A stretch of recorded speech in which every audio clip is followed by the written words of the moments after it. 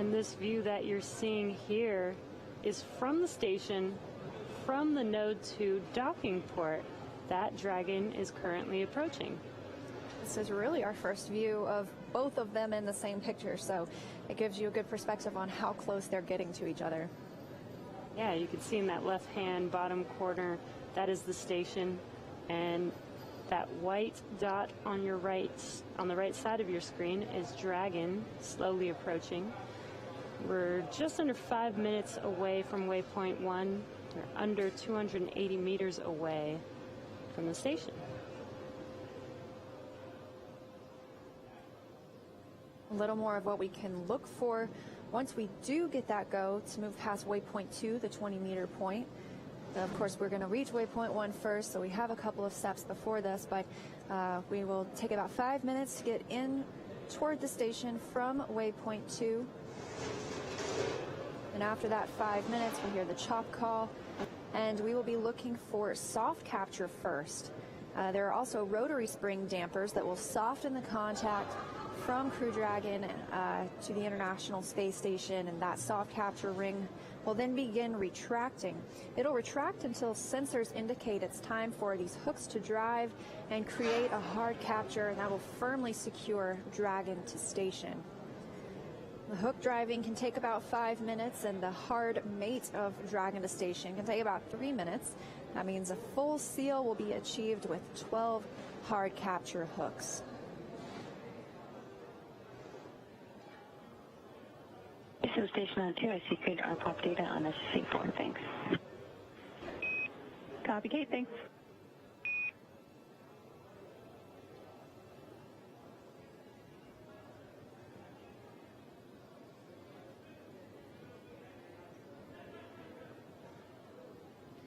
We are just about 30 minutes or so from docking, with currently Dragon approaching waypoint 1. Waypoint 1 is approximately 220 meters away from station. And you heard Kate Rubens, who is monitoring this mission and the arrival of Crew Dragon.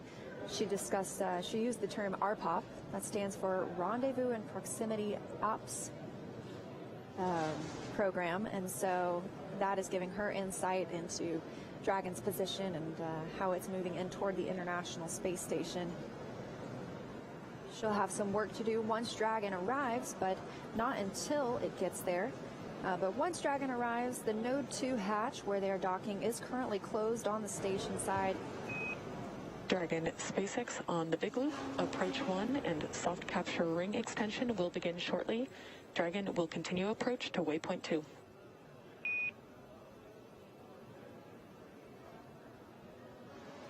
Okay, Dragon copies. Soft capture ring will start here in approach 1.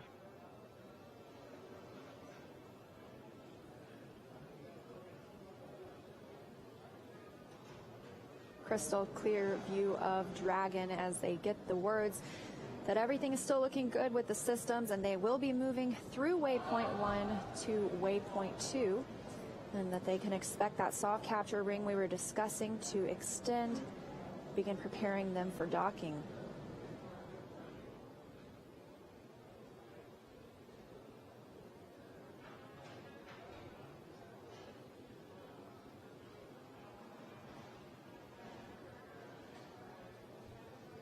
We're about 240 meters away, so we're just about a minute away from passing through waypoint 1. And we're so close that you could see the forward bulkhead thrusters on Dragon there. It's basically those four kind of circles that you see in the ring where the nose cone is open on the top of Dragon there.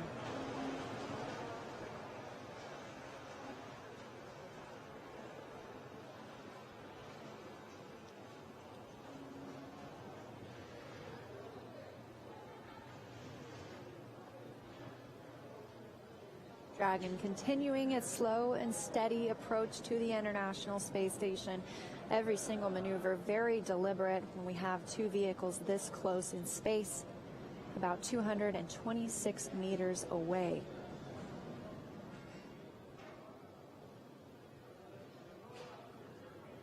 Again, what you're seeing on your screen, on your left-hand screen, is the view from the International Space Station looking at Dragon. On your right-hand screen, that is a camera view. Dragon, SpaceX on the Big Loop. Expect reconfiguration of the C2V2 return link shortly. Yeah, copies. And we have passed waypoint 1, Dragon, now about 213 meters away from the International Space Station.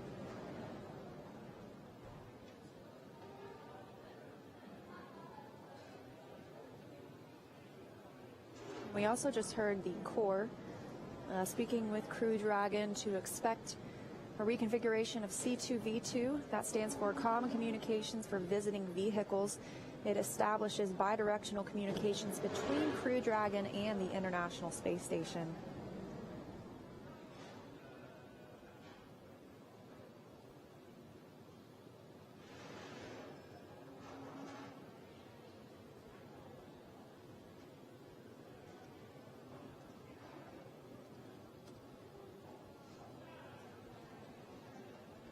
Now we've passed through waypoint 1, so we're about 10 minutes away from waypoint 2. Once we approach waypoint 2, then we will do a go, no go poll for docking. So we're, again, around 30 minutes away from docking here, depending on the timeline, when we reach each one of these points. We're on our way to waypoint 2, which will bring us about 20 meters in front of the space station. We moved right through waypoint 1, right through the keep out sphere, that 200-meter invisible line around the International Space Station that helps flight controllers monitor visiting spacecraft. But we will have to hold at waypoint 2, that 20-meter mark. They'll conduct their final checks, prepare for arrival at the International Space Station. A very clear view from Crew Dragon. That looks incredible.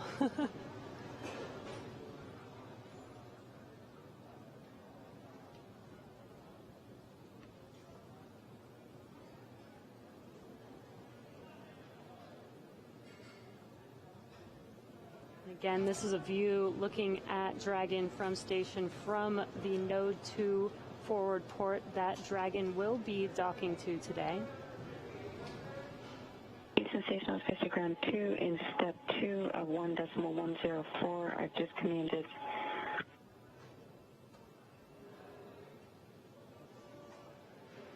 on RPOP reference frame to destination docking port, and I see RPOP not receiving Dragon 2 data. Copy all, Kate, we're checking.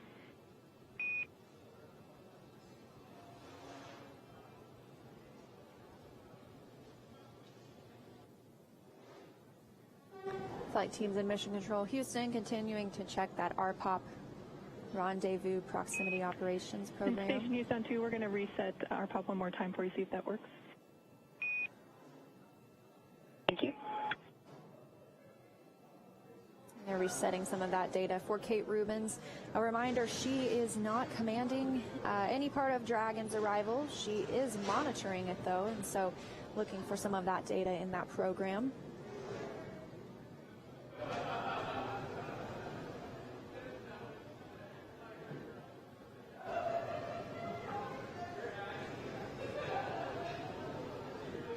Again, we are on our way to waypoint 2, which will be 20 meters away from the station.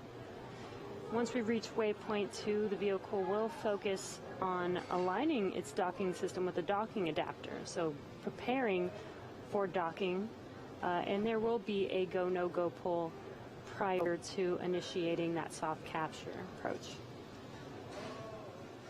Here's that same view we were looking at earlier, and you can see even how much closer Crew Dragon has gotten in just the short time since we last received it, having moved through waypoint 1 since that time period.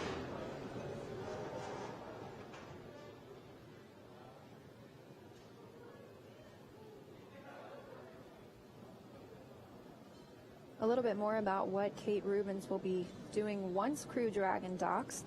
As we mentioned, the Node 2 hatch is closed during the docking, the station side Node 2 hatch. Kate Rubins will check for a leak and then open it for access to the pressurized mating adapter 2. She'll also manually pressurize the vestibule. That's the area between the A-Pass hatch, which is on the station side, and the Crew Dragon hatch. The A-Pass hatch is what is currently exposed to the vacuum of space. It also has a docking target on it that allows Dragon to align itself with the port. Once that pressurization is complete, Kate Rubins will be able to open the A-Pass hatch to let some air in. It's a slow process. She'll be opening a valve specifically on the A-Pass hatch to let that air in. And we'll hold for thermal stabilization before we do some leak checks in the vestibule. We want to make sure that there aren't any fluctuating temperatures that are giving us misleading signals on what the pressure is in the vestibule. We'll conduct the leak check for that space between those two hatches. In the meantime, the crew is doffing and drying and stowing their suits during that thermal stabilization and leak check. They're stowing their equipment.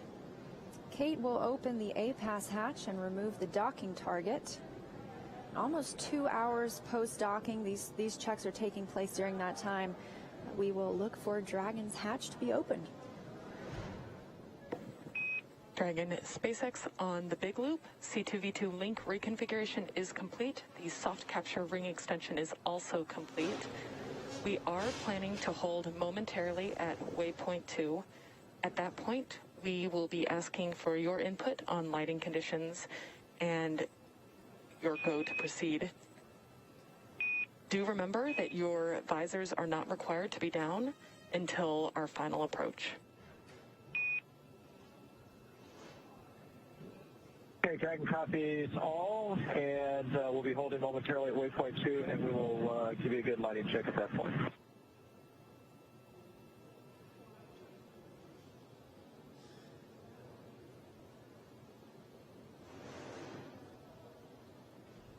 So as you heard, we are on our way to waypoint 2, which will be 20 meters away from station, and we will hold and do some checks, do a go, no go poll to ensure that we are okay to approach for docking. And we did hear confirmation that the soft capture ring is extended and ready for that docking.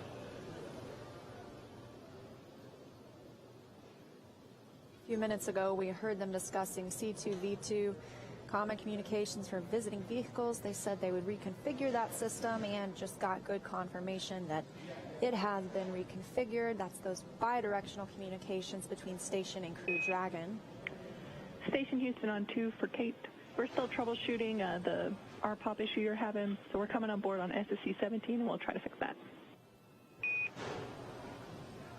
All right, you are welcome to SSC 17 and also SSC for the main RPOP computer. Copy all, we'll get it working.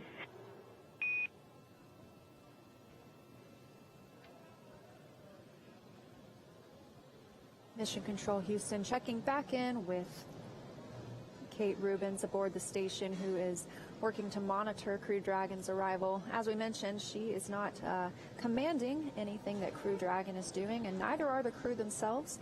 This is completely autonomous, but she is trying to monitor some of that data, and so team members in Mission Control Houston are going to try and reconfigure the RPOP system, Rendezvous and Proximity Operations Program, from the ground.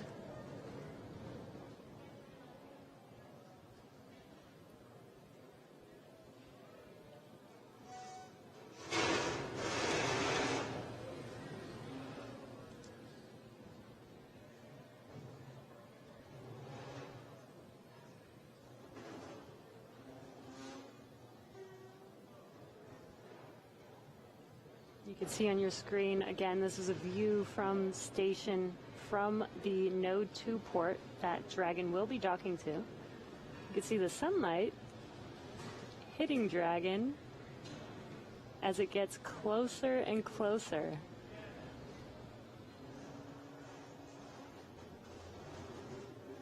starting to get a little bit darker outside as well. That's because the International Space Station and Crew Dragon are approaching an orbital nighttime. They are in daylight for 45 minutes and nighttime for 45 minutes, circling the globe every 90 minutes. They're currently flying 260 statute miles over the Pacific Ocean.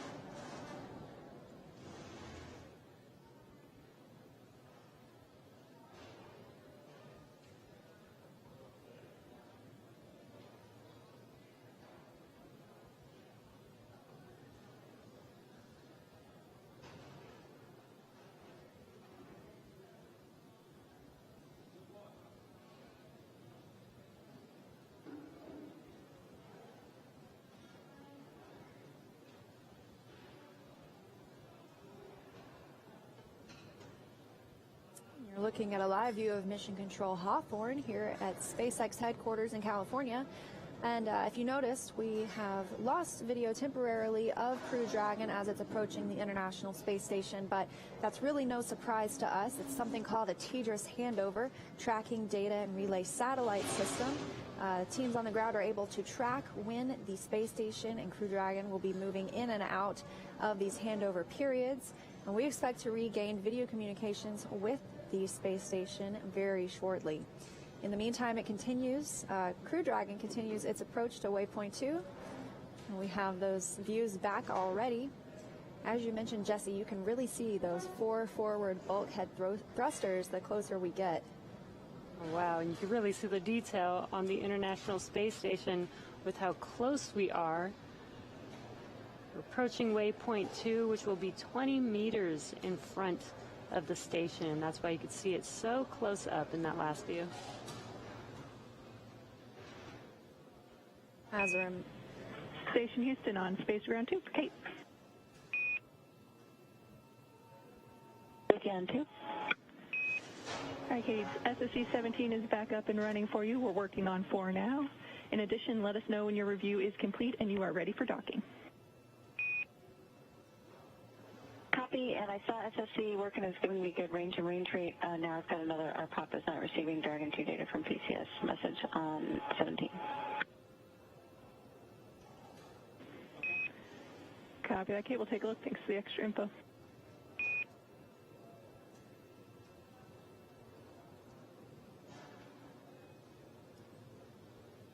We've now reached waypoint 2, so we are holding this position.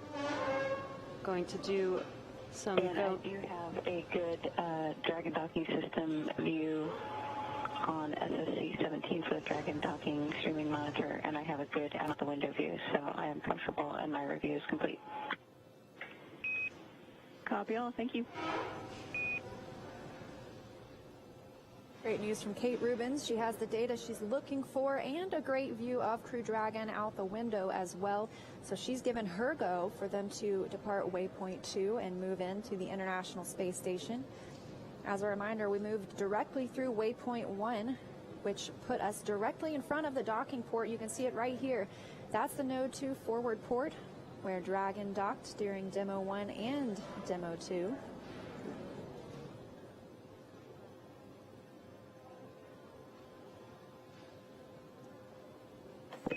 Dragon SpaceX on the big loop. The ground is go for approach 2.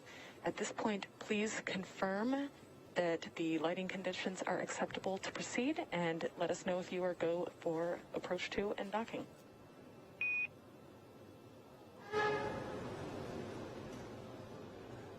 Okay, SpaceX, this is Dragon on the big loop. So the lighting is actually getting worse. We do have a view of the IDA, but we do not have a view of the docking target.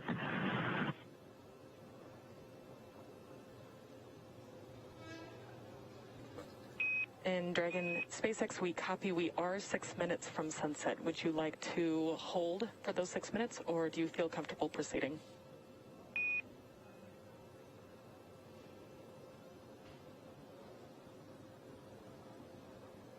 Bye.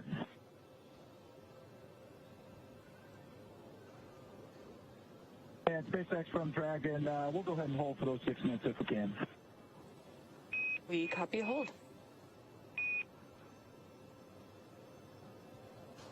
Crew Dragon crew has opted to hold at waypoint 2 for the time being so they can get some better views of the docking port, the docking target on that A-Pass hatch we were discussing that's on the International Space Station. So they can hold here, and that will give them the opportunity for sunset to come over both the International Space Station and Crew Dragon. There won't be any odd shadows, and they should have better visibility. Of course, the crew themselves are not making this maneuver in toward the International Space Station. It is autonomous. Crew Dragon will be doing it by itself, but we want the crew to be able to see the docking target so that they can properly monitor as the vehicle continues to make its approach to Node 2. And the ground is go for docking, but we are just waiting for us to get a little bit more light so that Dragon can actually see where it is going to autonomously dock, see the target on Node 2 as it approaches so it can make that soft capture accurately. We're in another one of those satellite handovers we just discussed as well. We should get video communications. Oh, right there. Coming back, and as we mentioned, Dragon is holding at waypoint 2. That's 20 meters away from the International Space Station. They are holding until we reach sunset and orbital nighttime for the spacecraft. Once that happens, they will proceed in toward Node 2. It should take about 5 minutes.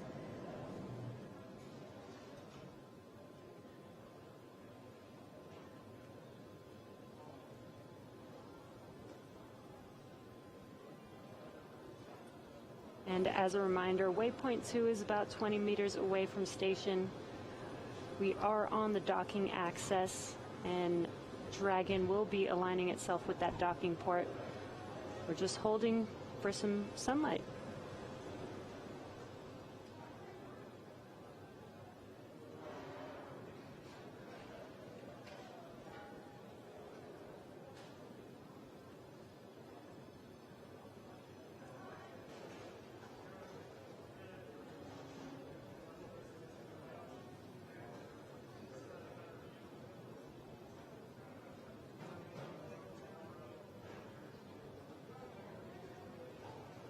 This hold continuing for another few minutes.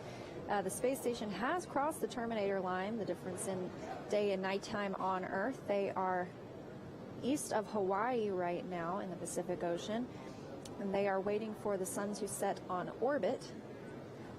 Crew Dragon will be able to use its infrared camera to spot that docking target on the A-Pass hatch on Node 2, and then they'll be able to proceed, leaving waypoint 2, making their 5-minute journey approximately to docking.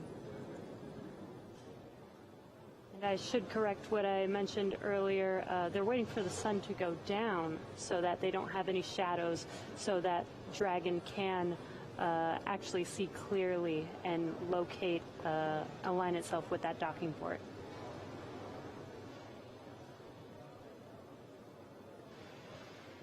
As a reminder, we had a confirmation that the soft capture ring extended.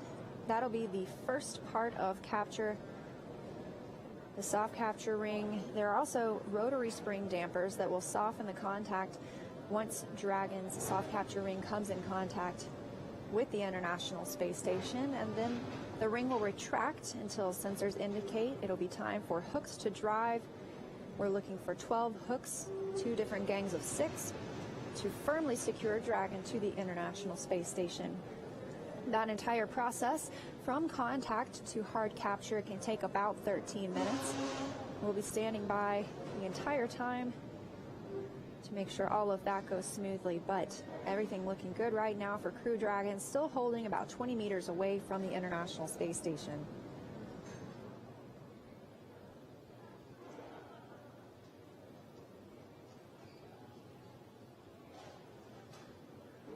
And it looks like we might be about a minute away from sunset.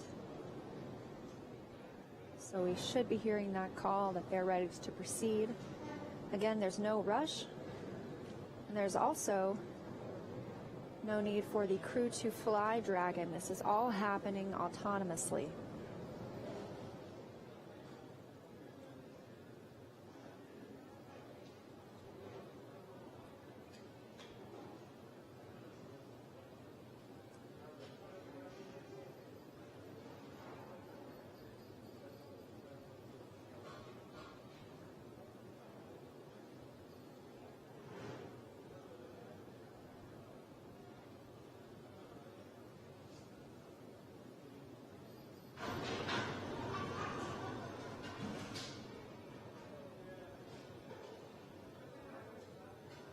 Just a few more seconds until sunset.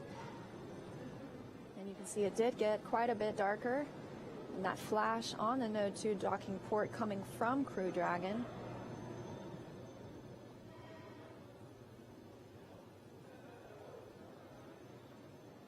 I do like the crew to be able to see this docking, even though it's autonomous. That helps them monitor where they're at and take control if need be. However, all of Dragon's systems looking good, and we're just standing by for that departure from waypoint 2, 20 meters away from the International Space Station.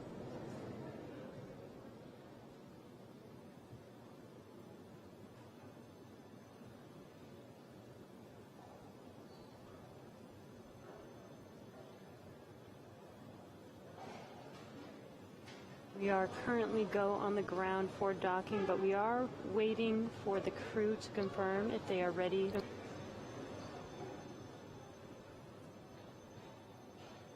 We are waiting for the crew to confirm. From Dragon on the big loop.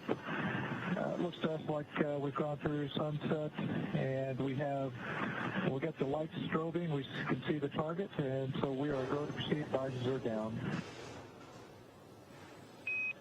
Copy. You are go to proceed and visors are down. That's great to hear.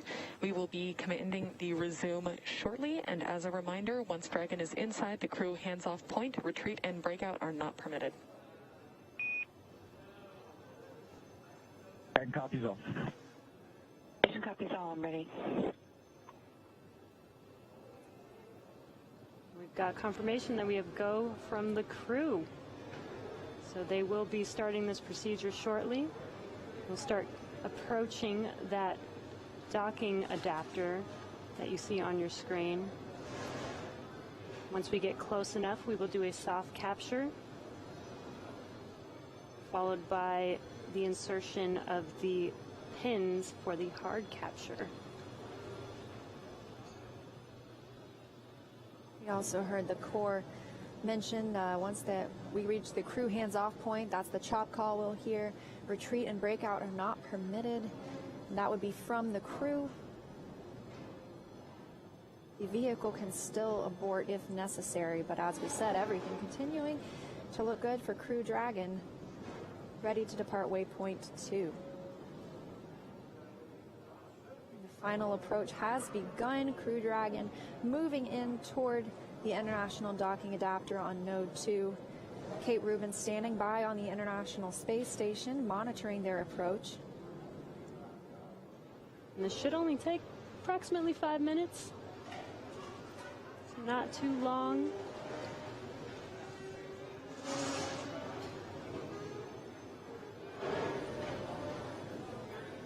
Their arrival at the International Space Station today will be coming about 27.5 hours since their liftoff last night at 7:27 p.m. Eastern Time from Kennedy Space Center in Florida aboard a Falcon 9 rocket.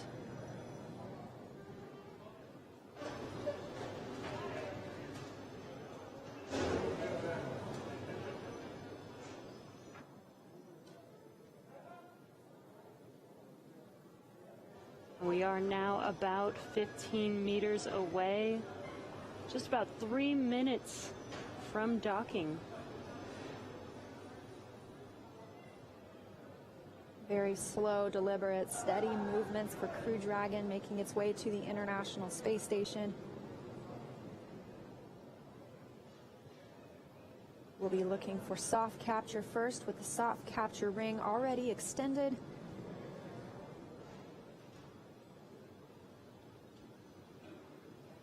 Once we have soft capture, the ring will retract and bring us into a hard capture. That should take about 13 minutes for that entire process, firmly securing us to the International Space Station. And then we'll move into leak checks. And SpaceX from Dragon on the big loop, we show 10 meters. We've got good lighting, good visuals. Great to hear. We see 10 meters as well.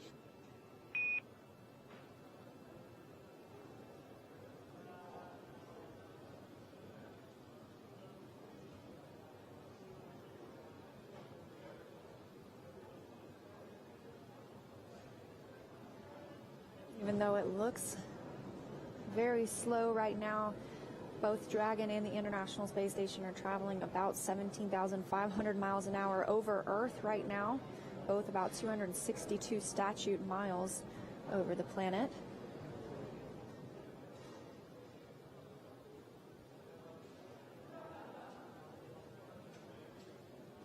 We heard just a few moments ago, too, that the crew had reached 10 meters away from the International Space Station, so already halfway there from waypoint 2.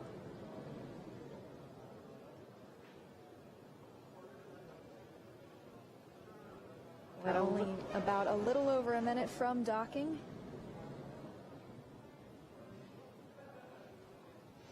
You can see on those display panels the crew watching as they approach that node, port 2. And what you can see directly in the center of the docking adapter, that is the A-pass hatch.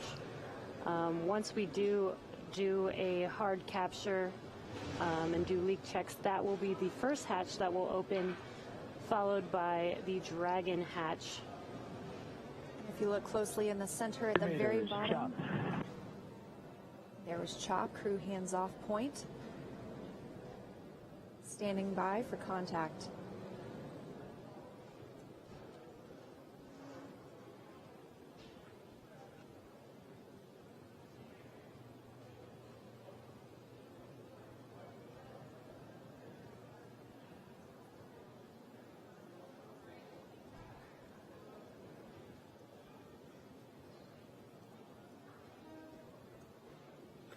Dragon SpaceX, soft capture confirmed.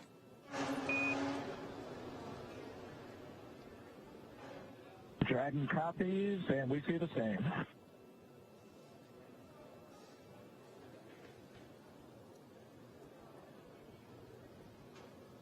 As you heard that call out, soft capture is now complete.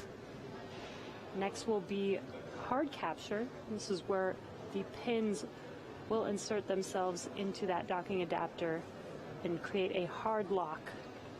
And we had that soft capture at 8:01 p.m. Pacific time, 11:01 p.m. Eastern time. Crew Dragon and the International Space Station flying 262 statute miles over Idaho. Dragon SpaceX, soft capture ring retraction in progress.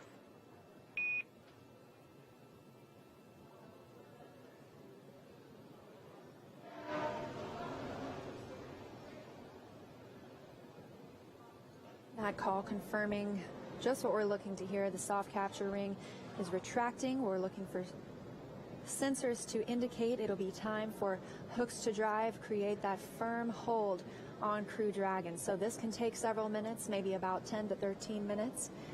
But slow and steady wins the race. Crew Dragon is now at the International Space Station.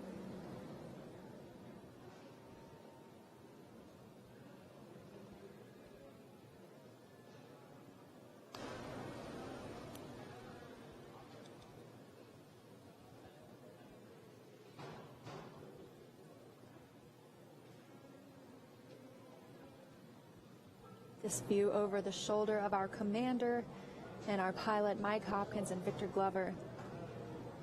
They are watching this all unfold via these 3 displays.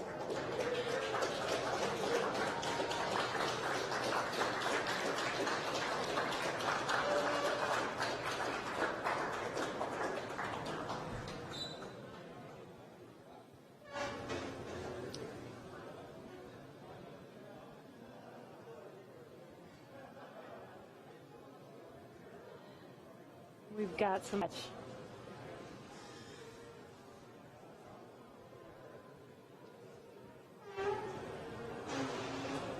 So once again, we had contact, soft capture confirmed at the International Space Station for Crew Dragon at 8:01 p.m. Pacific time, 11:01 p.m. Eastern time. Both vehicles were flying 262 statute miles over Idaho. We're now in the soft capture ring retract period.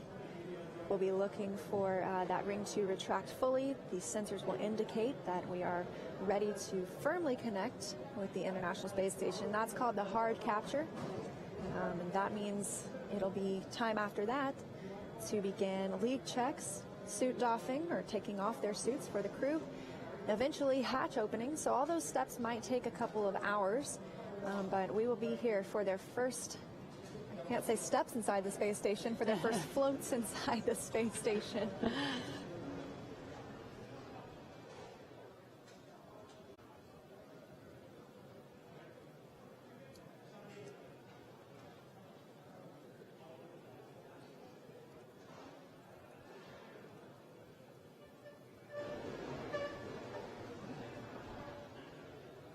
Heard the soft capture ring retract is complete.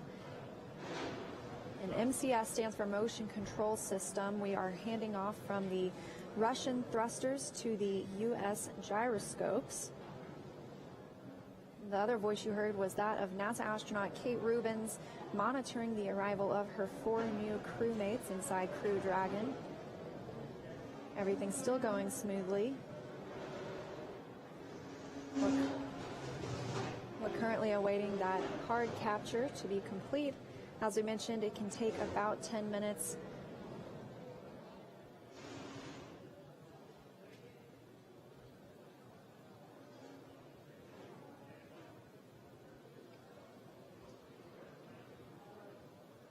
Confirmation, we are now on gyroscopes on the Dragon End station on the big loop, MCS configured, proceeding with hook driving.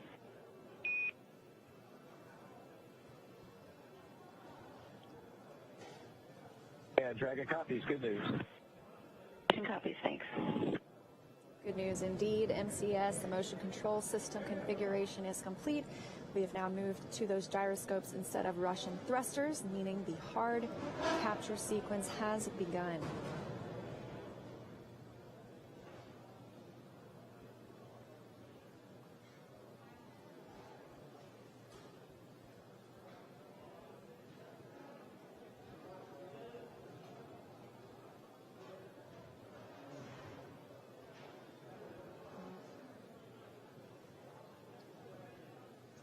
The hooks are currently driving into place to give us that hard capture.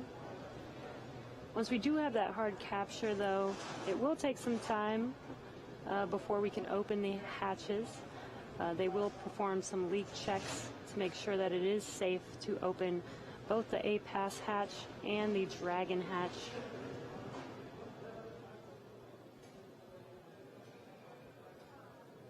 That could take up to about an hour after hard capture is complete.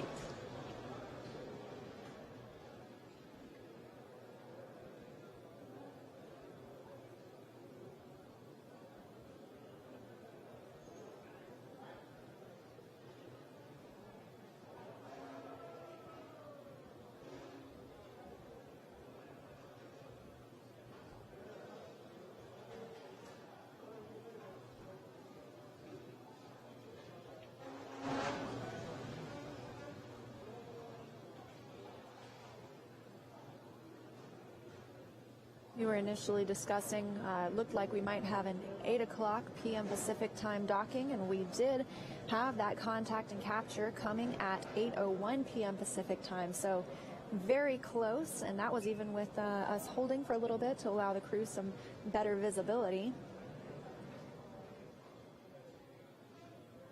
Hard capture sequence now underway, and we're standing by for that confirmation. I know the astronauts have to be loving looking at all of this data. Tons of excitement. I know they've enjoyed their ride in Crew Dragon. They were having so much fun during the broadcast, but I can only imagine their excitement to be at the International Space Station now. Now they're right there. Hard capture coming to a closure in a few minutes. Then they'll be able to start getting out of their suits again that they put on just for this approach period.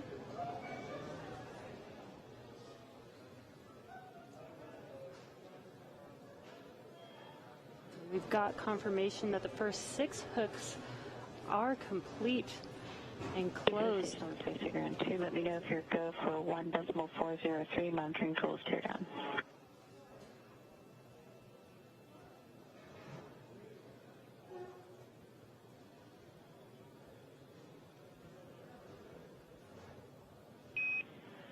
Houston copies, Kate. We'll be ready shortly. We'll let you know.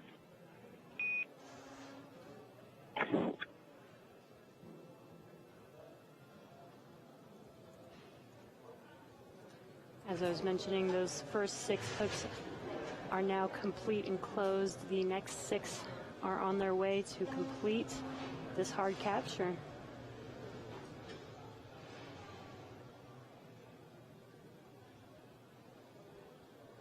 Crew patiently waiting and watching and monitoring on their 3 display panels there. We also heard from Kate Rubens on the station side, asking if it was time for her to deconstruct her monitoring system where she's been watching the approach. Ground teams will let her know whenever they're ready for that.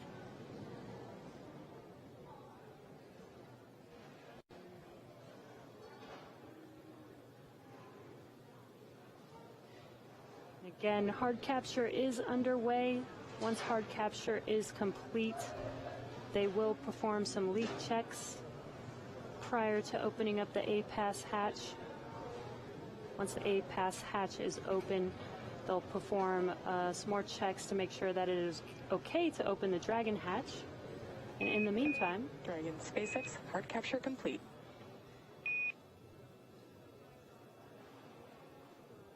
Dragon copies.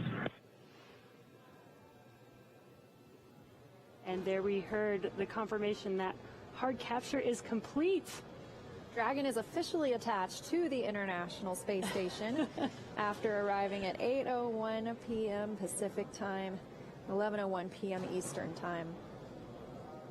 27.5 journey to station since launch yesterday at 7:27 p.m. Eastern Time. How exciting. The crew must be so excited now that they're going to start doing the process of doing leak checks before they open those hatches. But they'll start taking off their suits and getting ready to enter the space station. Station Houston on 2, you are go for tool teardown. Copy, go, thanks. That's the call Kate Rubens was looking for. She is good to tear down her station. She was monitoring the arrival of Crew Dragon.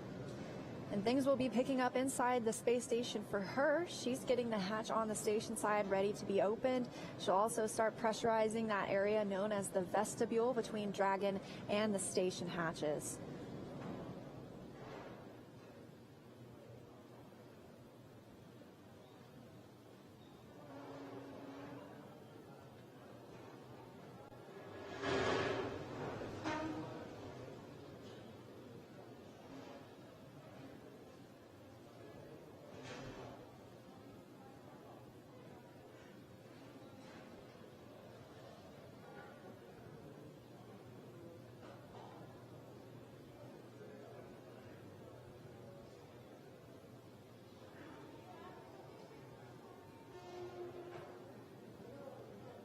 And we are waiting for the umbilicals to connect Crew Dragon to the International Space Station. This will allow Crew Dragon to use the space station's power, audio, and data connections.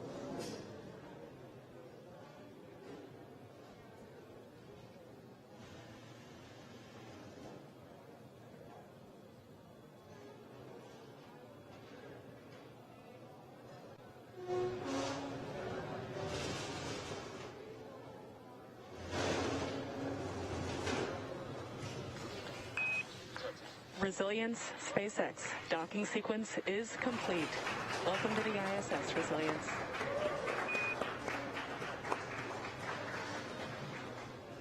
And SpaceX, this is Resilience.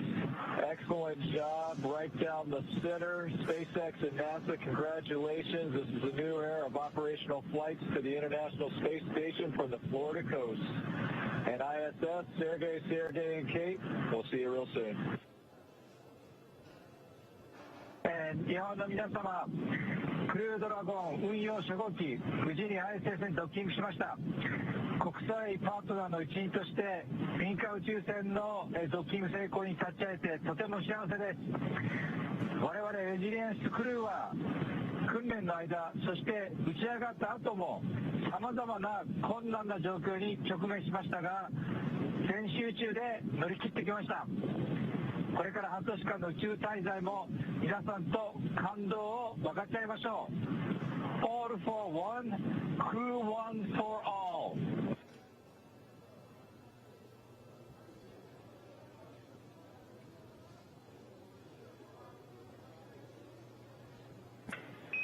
Brazilian Station, welcome to the ISS. We can't wait to have you on board.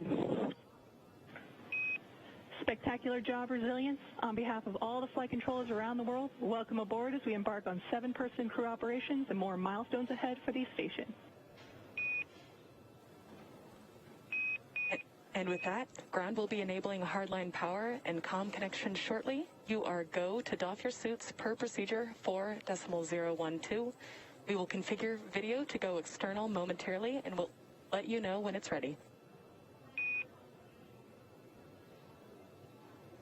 Okay, SpaceX ANL from Dragon, we copy 4.012 and standing by for the cameras.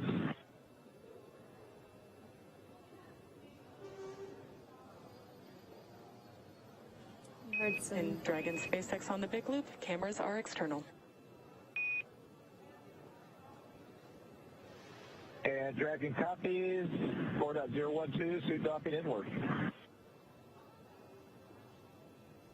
Heard some clapping here in Hawthorne at SpaceX headquarters, and even saw a little bit of celebration aboard Crew Dragon. Once it was confirmed hard capture was complete, Dragon was attached to the International Space Station. And then an amazing reminder just how important it is and how international the International Space Station is. Words from Soichi Noguchi, the first international partner to fly aboard a commercial crew vehicle from the Japanese Aerospace Exploration Agency. What an amazing, amazing journey this has been. I can't believe that they are there now, officially docked to the space station. So excited to see them get out of their suits and eventually get on station. But now that Dragon has completed the docking sequence, the spacecraft must undergo a handful of checks before we will be able to open the hatch. The crew on board Dragon will now get a chance to get out of their suits before moving into the hatch operations, which is why they're getting some privacy on Dragon right now. Yeah, that's right. We heard that call for external cameras. And as we also heard, Kate Rubins got the go to take down the station she was monitoring the Crew Dragon arrival from, and she is also getting things ready on the station side to welcome her new crewmates aboard. She's going to be getting the hatch ready to be opened on the station side. That's the Node 2 hatch. And then pressurizing that area known as the vestibule between Dragon and the station hatches. And the station hatch that we're looking at for that vestibule area is the A-Pass hatch. We had a great view of that as Crew Dragon was flying in. We also saw that little docking target for which Crew Dragon was able to align. And Kate Rubins will pressurize that hatch. We'll have a thermal stabilization period as well. And this means we will pause for a while as we begin to do leak checks. We want to make sure that there's no fluctuation in temperature that can make it look like there's a fluctuation in pressure. So we'll be pausing for about 30 minutes for that. And once it evens out, Kate Rubins will open up that hatch. She'll remove the docking target. And then it'll be a short matter of time before we see our Crew Dragon crew enter their new home aboard the International Space Station.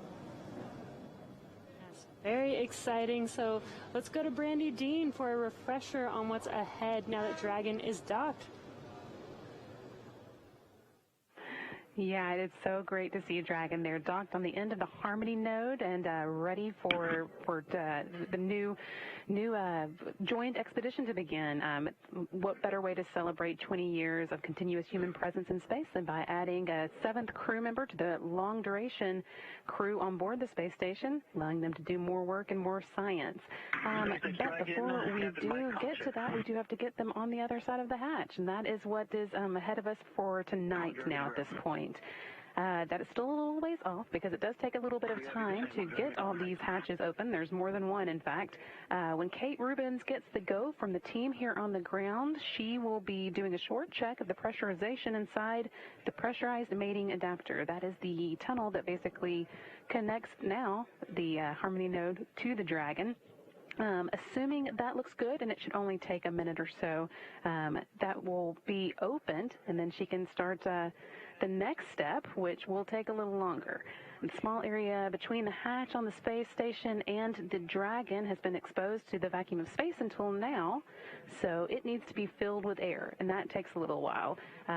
Kate Rubins will be working on that for the next hour and a half or so, but after that, we will be able to see all the crew members together for the first time, which we were really looking forward to.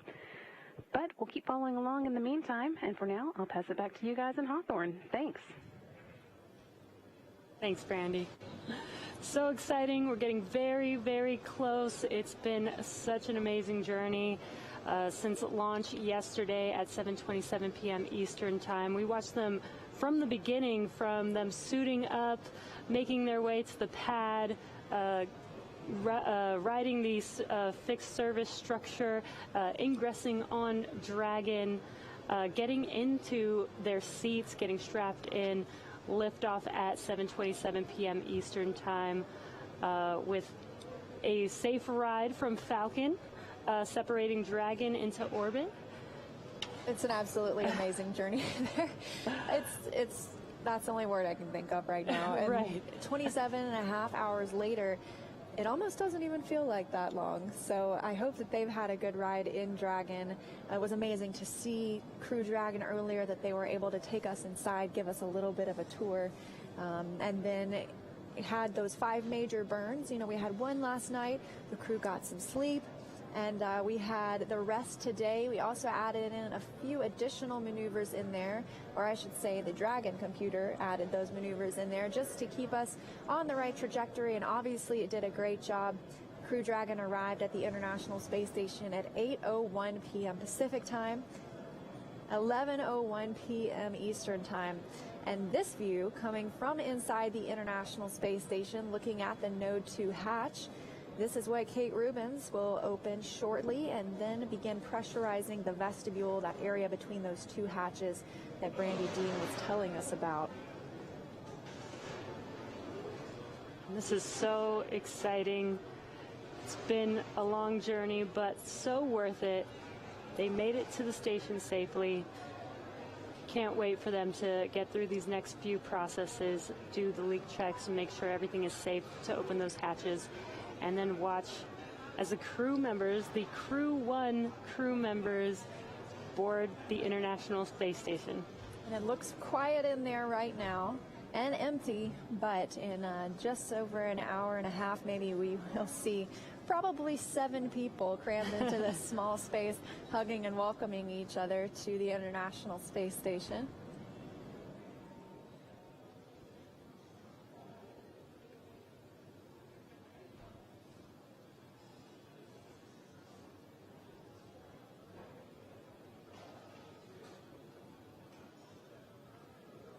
We're keeping an eye on Crew Dragon and on the International Space Station as they continue these checks. Crew Dragon crew members will begin doffing their suits here soon. Kate Rubins will get to work on the station side, opening this hatch, conducting leak checks, pressurizing the vestibule, and eventually welcoming our crew members on board. We will have a welcome ceremony, so stay tuned with us. We will stay live. Yes, and we will definitely stay live as we move through all of these checks. We'll keep you updated as they progress, and you'll get to watch the crew members float through, making their home on the International Space Station for the next 6 months.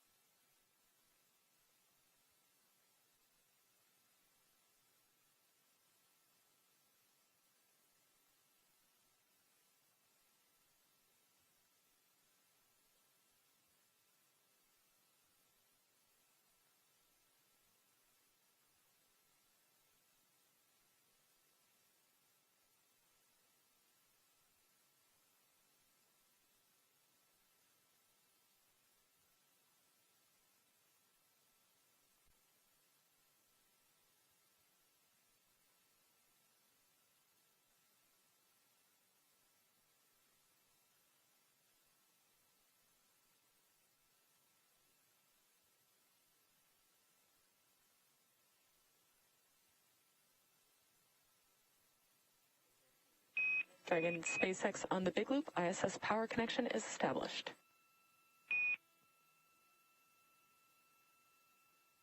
Dragon copies. Good news.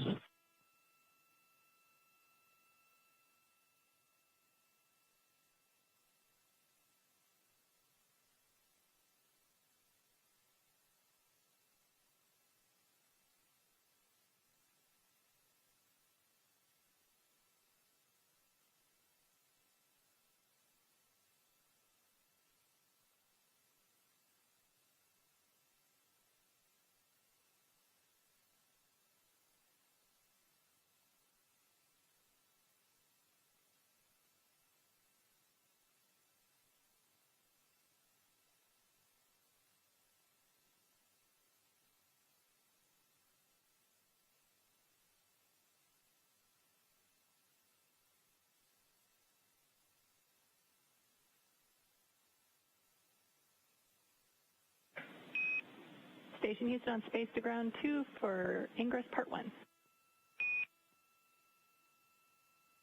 Copy, I'm just waiting on your go. And you are go in both steps 1.1 and 2.2. We go in 1.1 and 2.2 in work.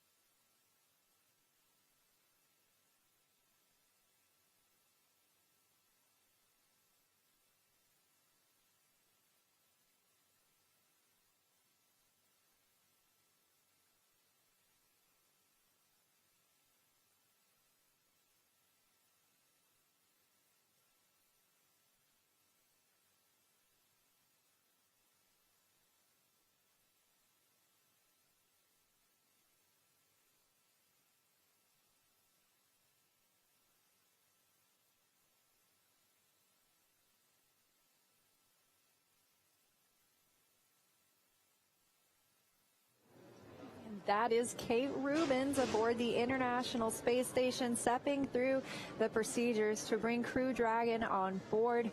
And the hatch she just opened obviously is on the station side of Node 2.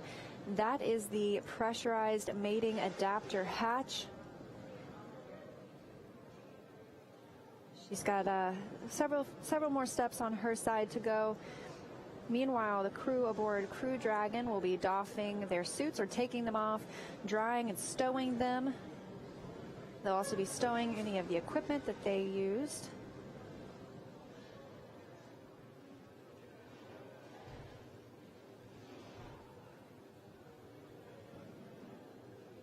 Station on Space to Ground 2, the Node 2 forward hatch is open and the MPEF is uncapped. In step 1.2 and 1.3, there was no Delta P drop. Copy all.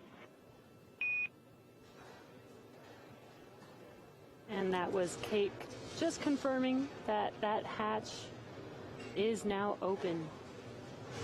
And she is speaking with the Capcom in Mission Control Houston. The Capcom stands for Capsule Communicator. That's a term from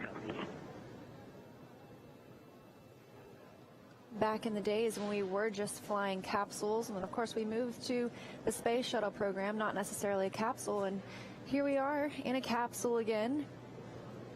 However, Capcom is the person that speaks with the astronauts aboard the International Space Station. They relay everything that's happening on the ground to the crew members.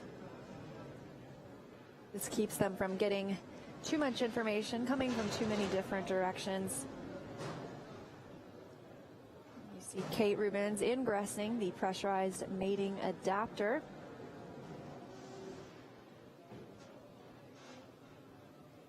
She'll also need to conduct, she'll need to pressurize the vestibule. That's the next hatch. That's the space between Crew Dragon and the International Space Station, that vestibule area.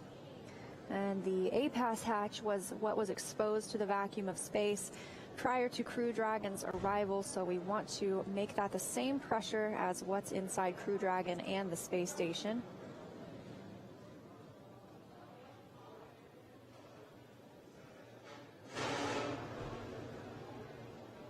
Looks pretty easy to get around in the space station. See her gliding around as she's grabbing some of her tools.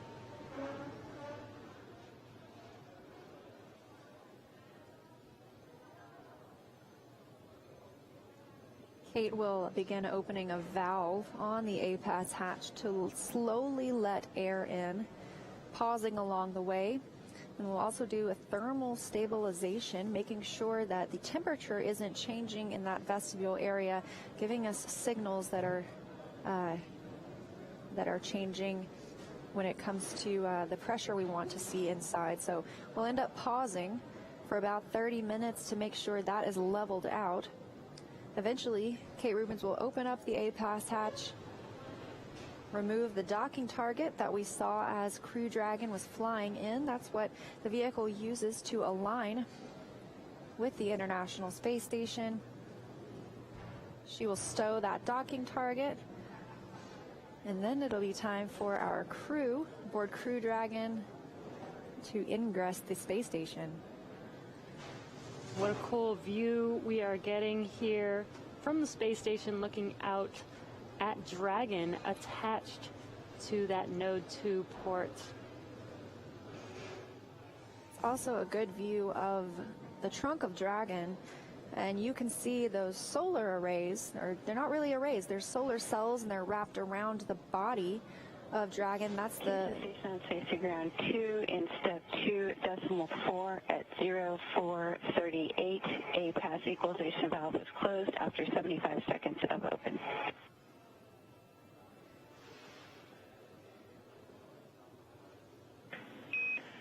Copy all, Kate. We see good vestibule pressurization. And I would put a warning there, or at least a note for the crew about how loud that was. We copy, Kate.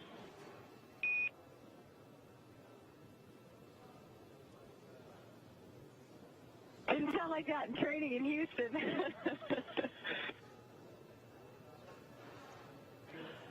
We'll have to beef up our simulators.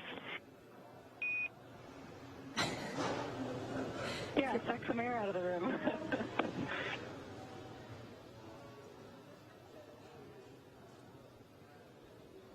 Kate Rubens is talking with our Capcom Megan Levins, who is a trainer. She was saying that letting that air into the vestibule was a little bit louder than she expected it to be.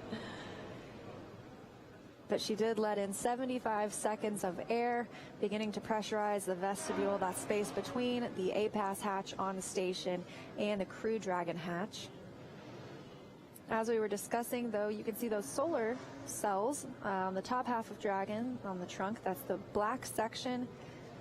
It's allowed Dragon to gather energy from the sun on its journey to the International Space Station. Meanwhile, on the bottom half of the trunk, the white side is a thermal radiator. It can help keep Dragon cool. However, Crew Dragon, now being attached to the International Space Station, is running on space station power rather than any power of its own.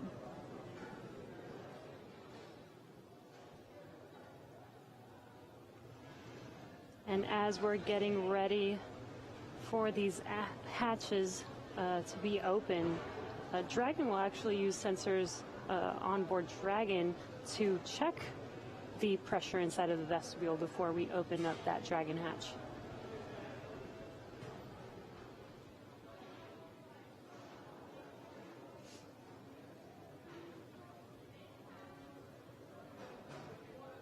This all comes again after Crew Dragon's contact with the International Space Station happening tonight at 8:01 p.m. Pacific time. Dragon Houston on Space to Ground 2. We will be transitioning audio, so you will be down comm for just a few minutes.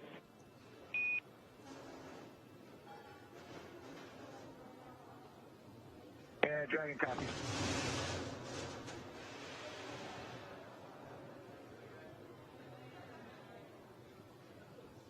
The Houston team letting Crew Dragon crew know they're reconfiguring to different audio configurations, and they'll regain communications with them shortly. As we saw earlier, the crew asked that the cameras inside be made external so we wouldn't get any interior views of Crew Dragon. That's because they will be doffing their suits, getting back into those comfortable clothes, preparing to ingress or enter the International Space Station once all of this pressurization of the vestibule and leak checks are complete. And SpaceX is the Dragon on Dragon and ground. We still got you.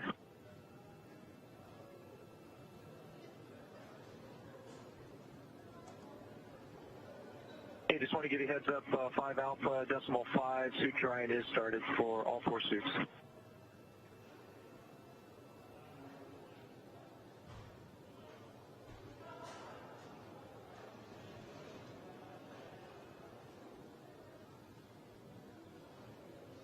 Okay, copy that. 4 decimal 400, 1 through 3, and more. So it sounds like the crew is out of their suits now, and they are now drying those suits.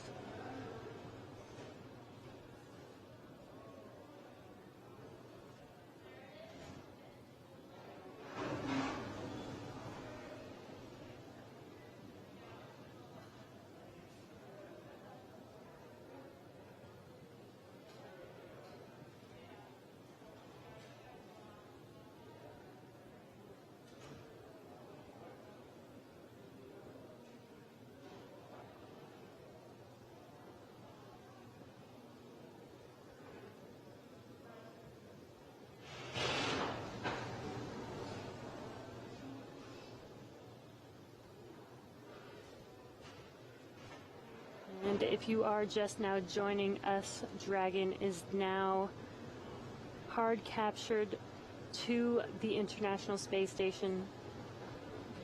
Kate Rubens is helping to get the vestibule ready and to the and prepared for hatch opening.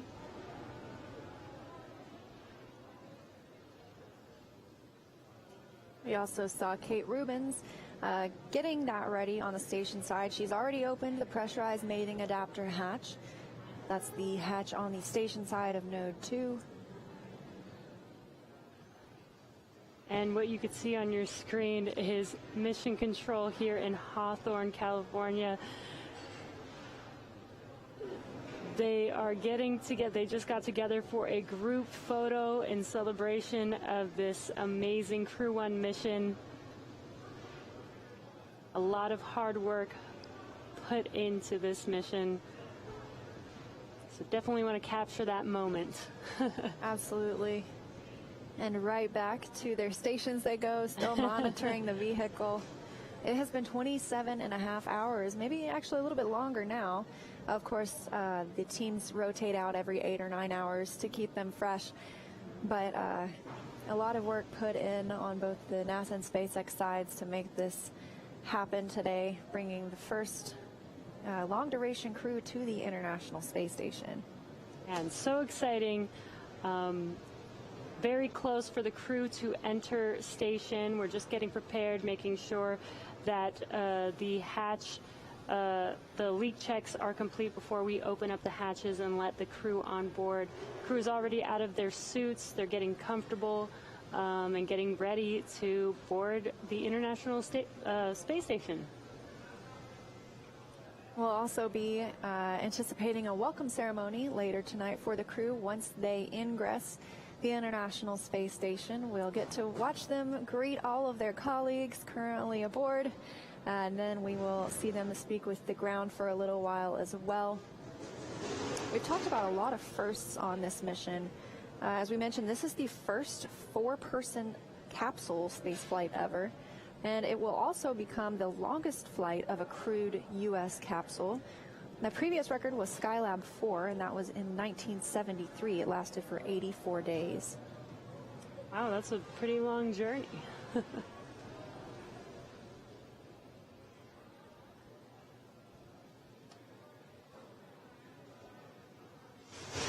right now on your screen, if you're just now joining us, you are looking at a live view of Dragon docked to the International Space Station. The crew still inside Dragon, preparing for hatch opening. They're out of their suits now, getting into some more comfortable clothes. Their suits are currently drying. And depending on how long these processes take for the leak checks and pressurization of the vestibule, the crew will be boarding shortly, and we'll be having a welcome ceremony. Yeah, and this all comes after soft capture of the Crew Dragon vehicle happened at 8:01 p.m. Pacific time tonight, 11:01 p.m. Eastern time. Crew Dragon and the International Space Station flying 262 statute miles over Idaho.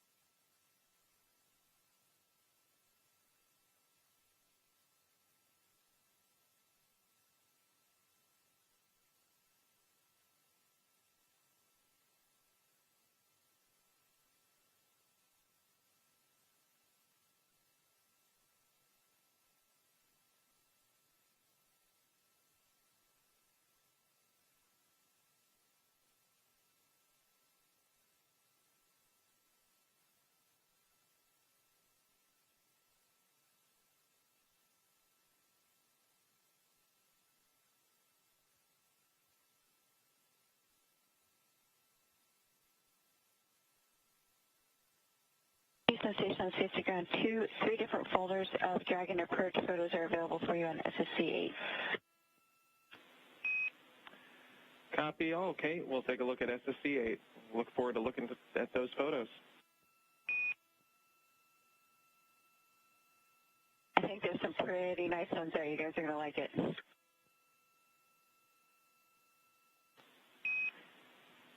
It is known objectively to be a very good-looking vehicle.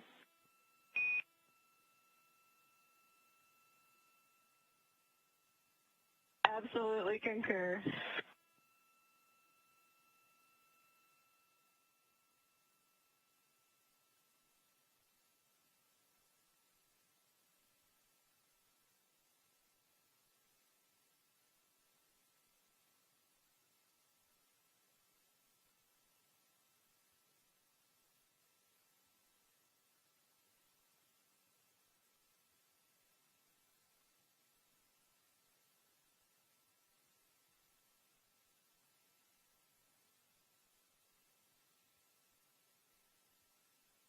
Cell station on Spacecraft 2, are you okay with the Node 2 high def or standard def cameras for the setup for ISS Experience Record? I'll do it in front of the cameras. That way we don't have to change the view that we've gotten prepped for PAO setup.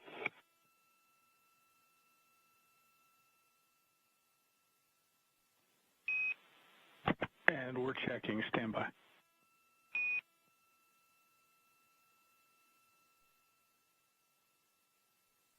Again, at 4.400, ready to report states of charge when ready for the crew tablets.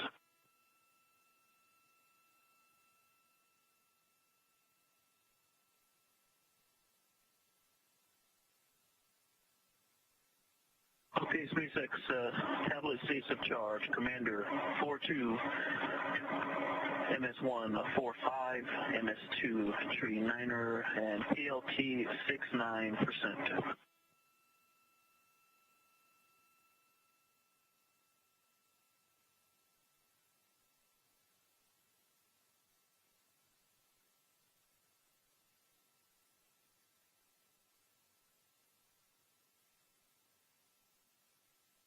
And MS2 is tree 39er, 39.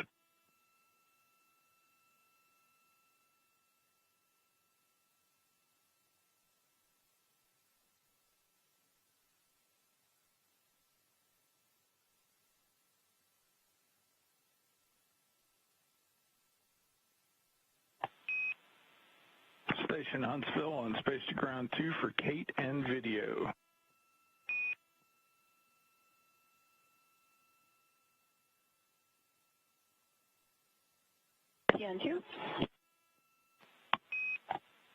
Good morning, Kate. We think that's a good view for now. We may need you to make some adjustments once you get into the activity.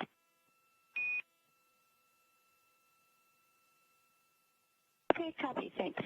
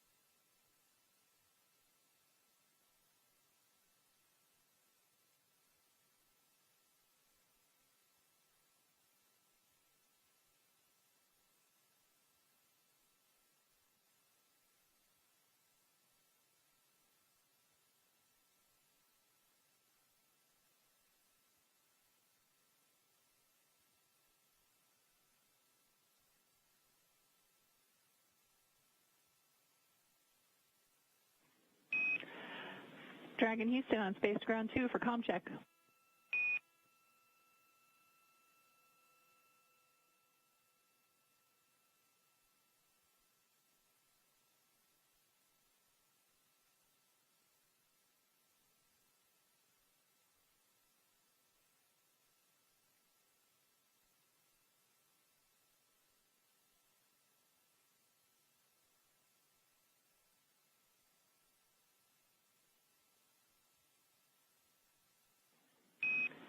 Dragon Houston on the big loop for comm check.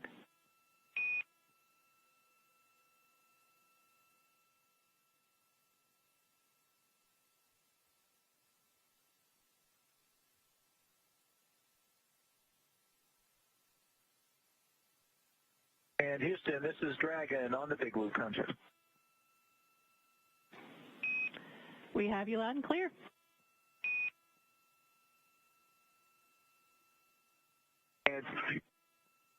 And say again for Dragon on the big loop.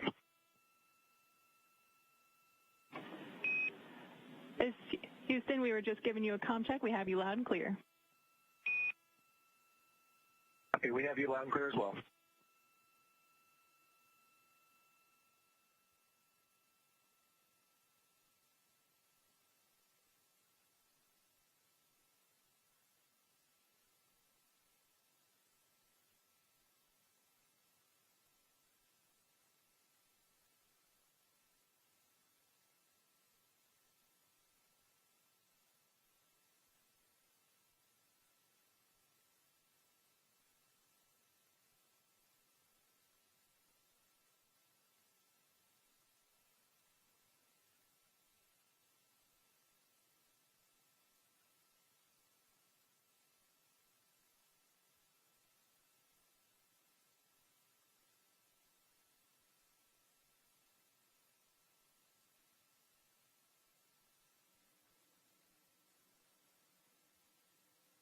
Dragon SpaceX on Space Ground 2, comm check.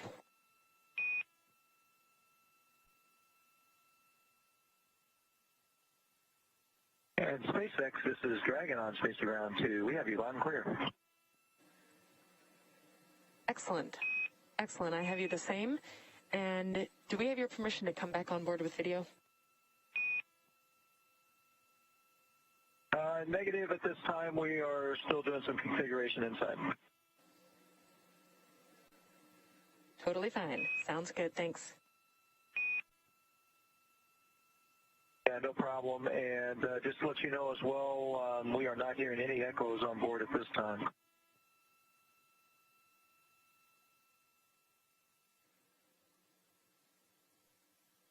Copy. That's a good data point. Thank you.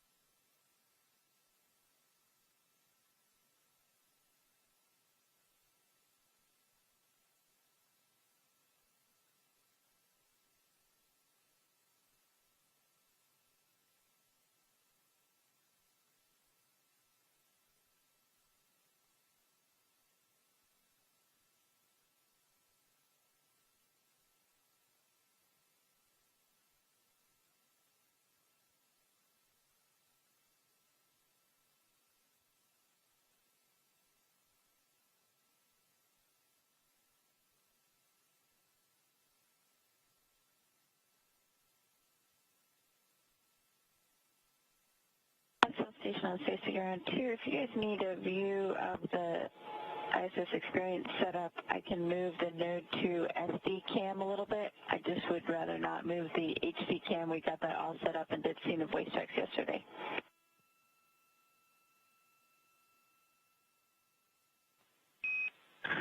And we copy, Kate. Stand by. I think we're going to have an input for you.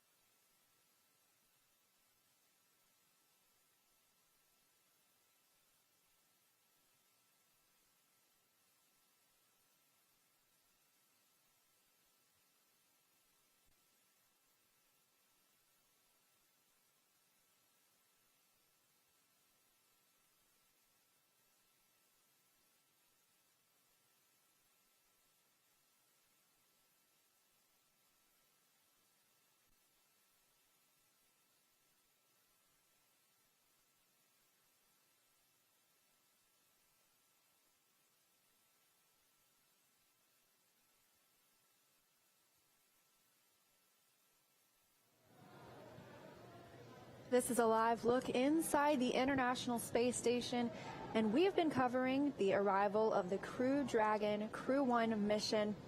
Now having arrived at the International Space Station, docking coming at 8:01 p.m. Pacific Time, 11:01 p.m. Eastern Time, as the International Space Station was flying 262 statute miles over Idaho. And since that time, there have been several steps through which the Crew Dragon crew and the crew aboard the International Space Station, Kate Rubins, as you see here, they needed to step through those before we can welcome the crew aboard. Kate Rubins first opened that impasse hatch on the International Space Station in Node 2, or sorry, the PMA hatch, the pressurized mating adapter. She is inside that right now, and right behind her is the APAS hatch. She worked to pressurize the vestibule. The vestibule is a space between the APAS hatch on the station side and Dragon's hatch. Previously, before Dragon docked, the APAS hatch was exposed to the vacuum of space, and so we wanted to pressurize that area, make it the same pressure as the space station and Crew Dragon. So we can open that and begin welcoming our crew members aboard. So the vestibule has been pressurized. We'll see her do some work on the space station APAS hatch. Once it's open, she'll remove the docking target that the Crew Dragon vehicle used to locate and align itself with Node 2. Eventually, we will see the crew members come through the Crew Dragon hatch after that is opened. In the meantime, they've been doffing or taking off their spacesuits, getting into their comfortable clothes, stowing some things that they've been using for the journey.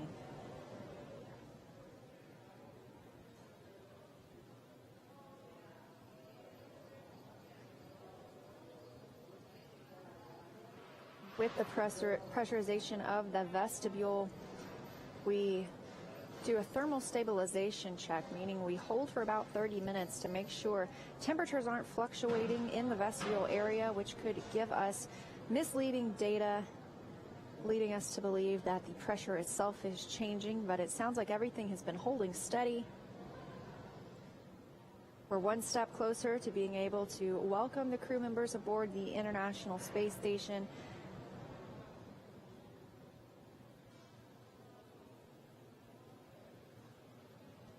Also coming up later tonight, we will have a welcome ceremony with the crew. They'll be speaking with teams on the ground. And this arrival kicks off a 6-month mission for the crew members.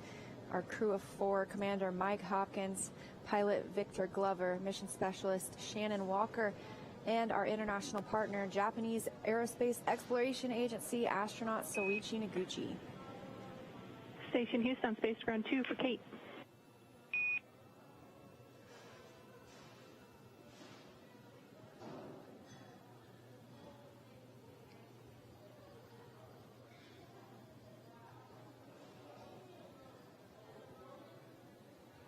Hey, with you on 2. Okay, while we are troubleshooting the ISS experience here on the ground, you are go for Dragon Ingress Part 2. That's excellent. I just opened it.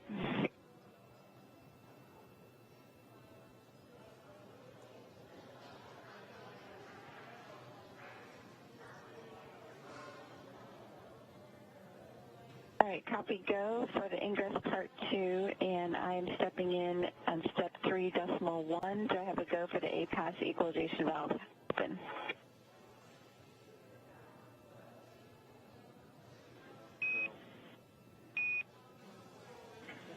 And that's correct, Kate, your go. Go, thanks.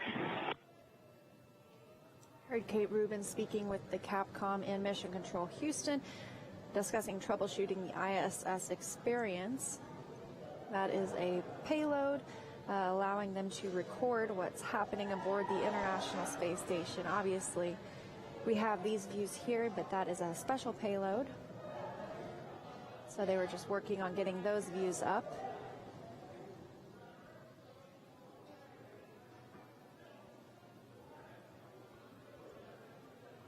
gas equalization valve is open. Use copy.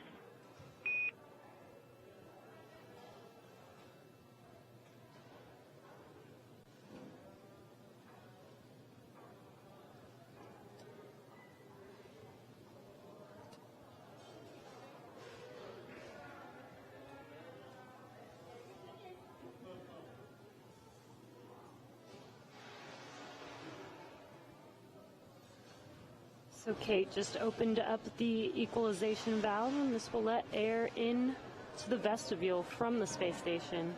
We'll be monitoring. Don't wait for your go in step 3.2 since you've got better insight. And we are equalized. You are go. Go.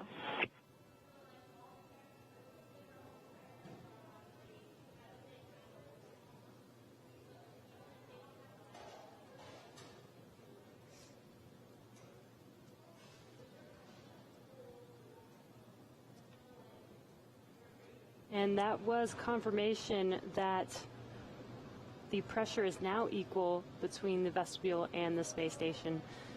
So we're getting very, very close to this hatch opening, step by step, but almost there.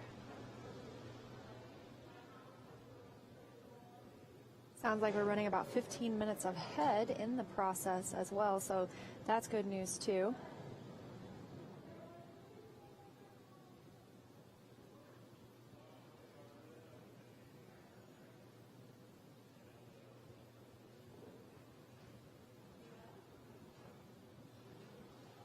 Coming up on about,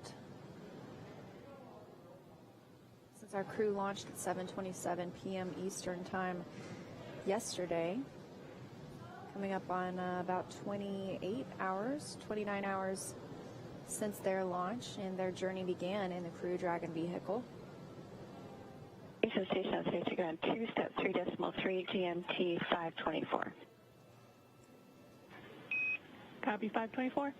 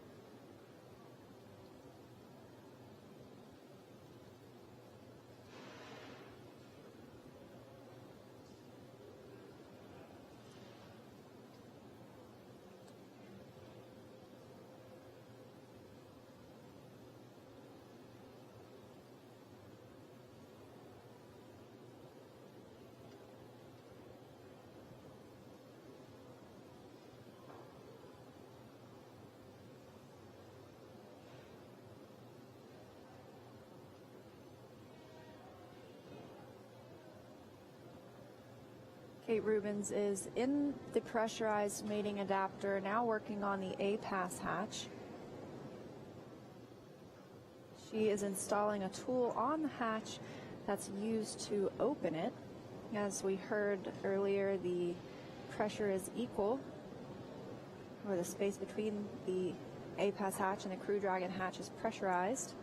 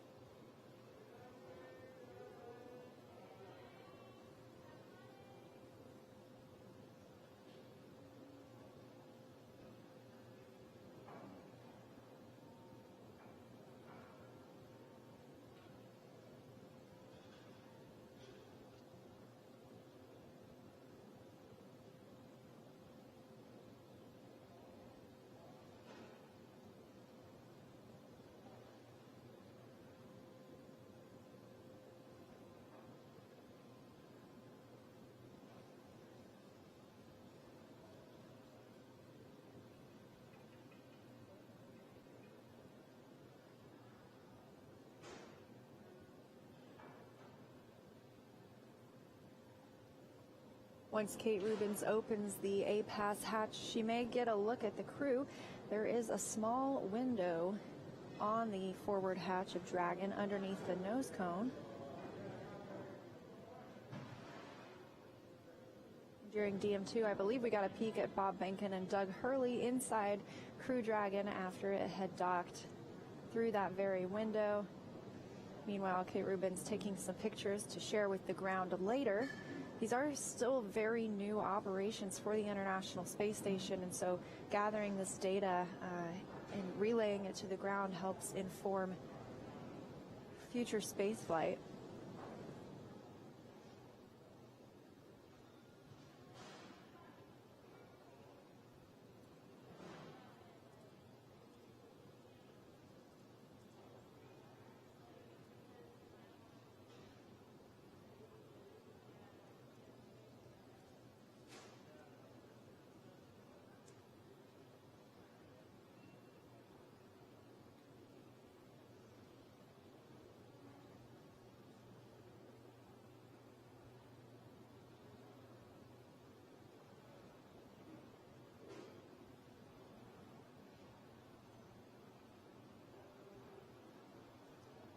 Houston Station 2, stepping into 3.6 for A-Pass hatch open.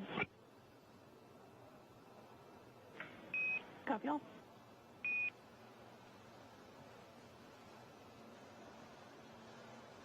Kate Rubins is following some standard procedures, and that is what she is confirming with the ground in Houston. And even those photos are a part of those standard procedures.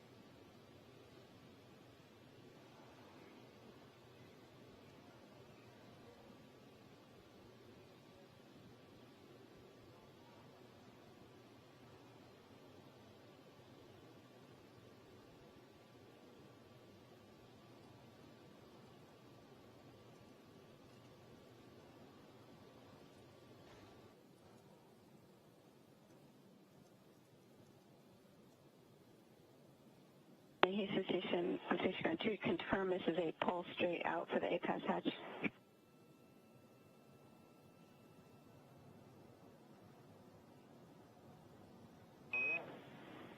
You are correct, Kate, and it usually does take a bit of a pull.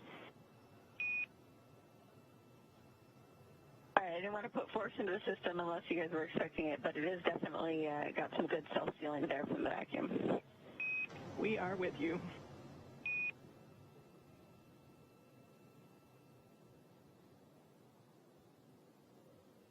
Kate Rubins now preparing to open that A-Pass hatch, making sure what she's experiencing is nominal. The ground confirms it may be a little tough to open up that hatch. This is the whole call Houston and check before you deadlift it up. It's open. Copy all.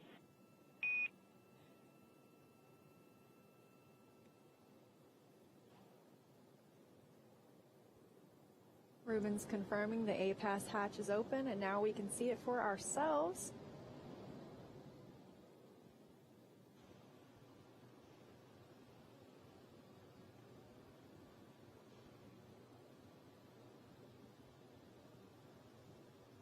Taking a look inside with the flashlight. She will also remove that docking target that Crew Dragon used to align itself with Node 2 when making its approach earlier today. And a really cool shot from Dragon, seeing Kate inside of that vestibule.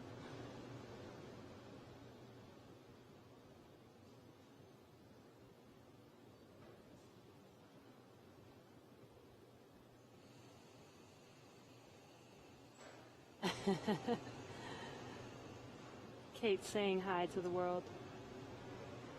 She's getting in there, getting a good look at the hatch seals, looking for any condensation before they proceed.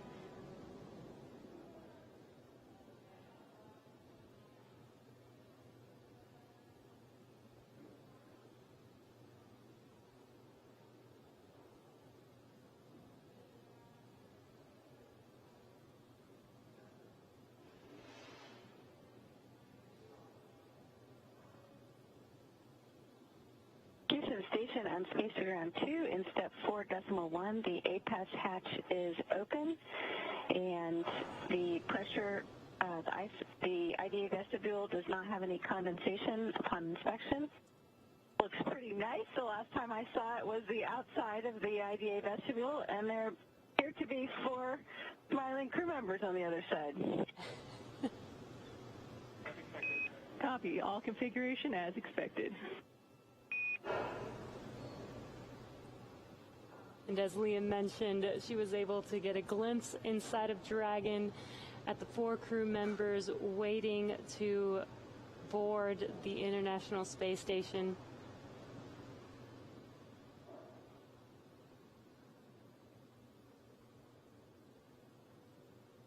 Ruben's reporting everything looks good, and the next step is to remove that docking target that you see hanging down right there. It'll get that out of the way and prevent anybody from maybe bumping into it.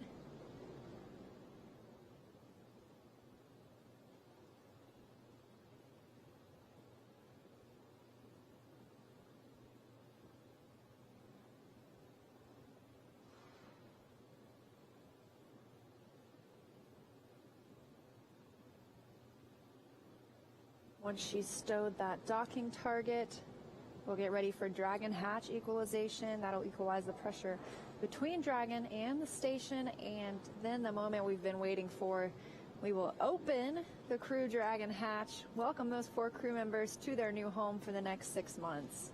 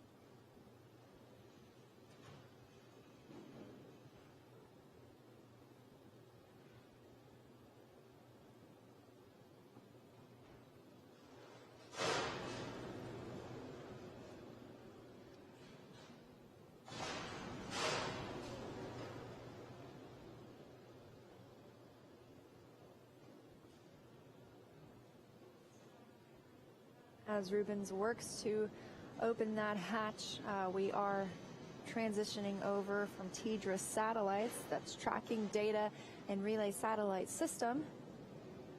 The International Space Station goes through these handovers periodically. They are tracked by the ground, and we should regain video communications with them shortly. Just a reminder of everything that Crew Dragon has experienced on its journey to the International Space Station after lifting off from Kennedy Space Center yesterday at 7:27 p.m. Eastern Time. The crew conducted their first burn. Well, I can't say the crew conducted it, but Crew Dragon conducted the first burn last night and then moved on to get a little bit of sleep. So they got a good sleep period until this morning. We had some burns in between that the Crew Dragon computer determined that were needed to keep us on course. Completed the other 4 major burns today. That took us out of the rendezvous phase of the mission and then into the approach phase, which is where we've been for the last few hours. We completed the approach initiation burn, approach out of plane burn, and the approach initiation mid-course maneuver, and all of these lined us up exactly where we needed to be. And that led us into finally approaching for docking, doing a soft capture, followed by a hard capture with those 12 hooks. Hooks attaching to the International Space Station, and then finally arriving at the space station and completing docking. And right now, Kate is helping with getting the hatch ready, almost ready for hatch open for Dragon. She was able to get a peek inside through the window at the on the hatch of the crew members on board, and shortly we'll see them ingress the space station. Absolutely, and it's been about 27 and a half hours of free flight time, well, I should say since liftoff. So it has been quite a journey for our crew members. I know they must be excited to have arrived to the space station, and the entire journey was autonomous. For the snack bags, there are the decent snack bags still remaining for decent. We only consume the ascent snack bags. Copy. That is a great confirmation. Thanks so much. That's all I needed.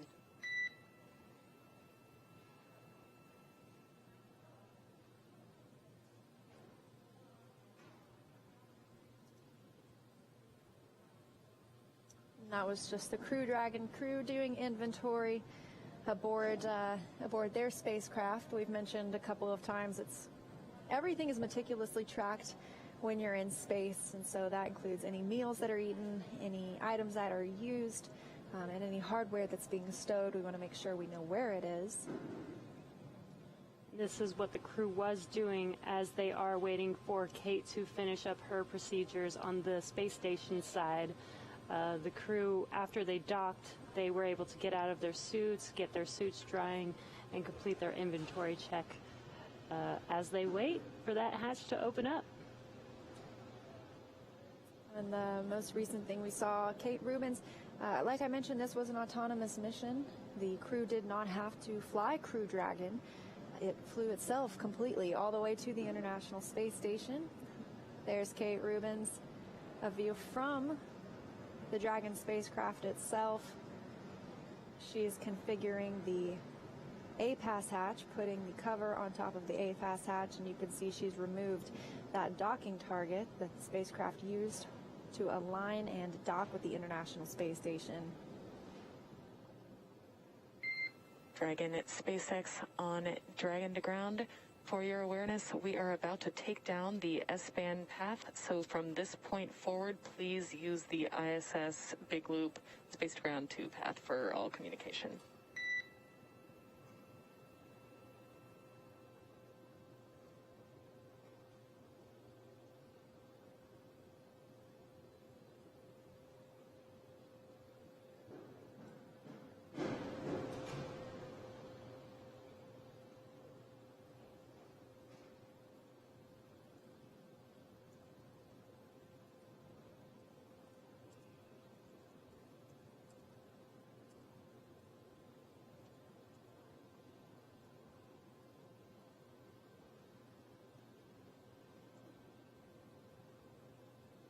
Again, if you're just now joining us right now, what you're seeing on your screen is a view from Dragon looking into the space station with Kate Rubins preparing for the crew to come on board. She's getting everything set up inside of this vestibule area prior to opening up the Dragon hatch. Dragon. SpaceX on Dragon to ground for a comm check.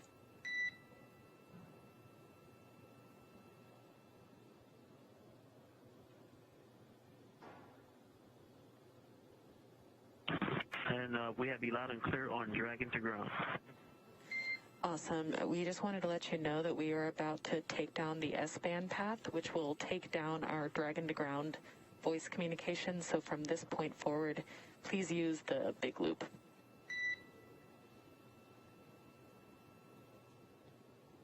We think you called that up a second ago. Maybe you didn't hear Shannon. Yes, I think your call must have just dropped off. Thanks for confirming.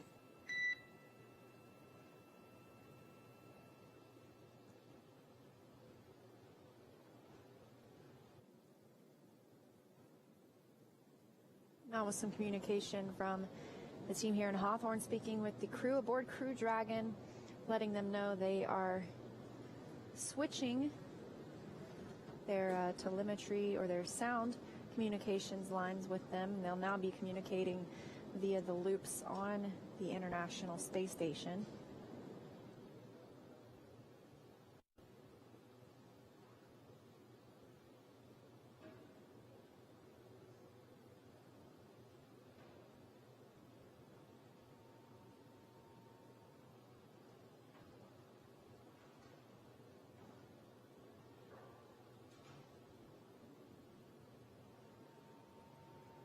Kate Rubens finishing up installing the A-Pass hatch cover. Coming up next, we'll be looking for Dragon hatch equalization, equalizing the pressure between Crew Dragon and the International Space Station, and then it will be time to welcome our 4 new crew members aboard.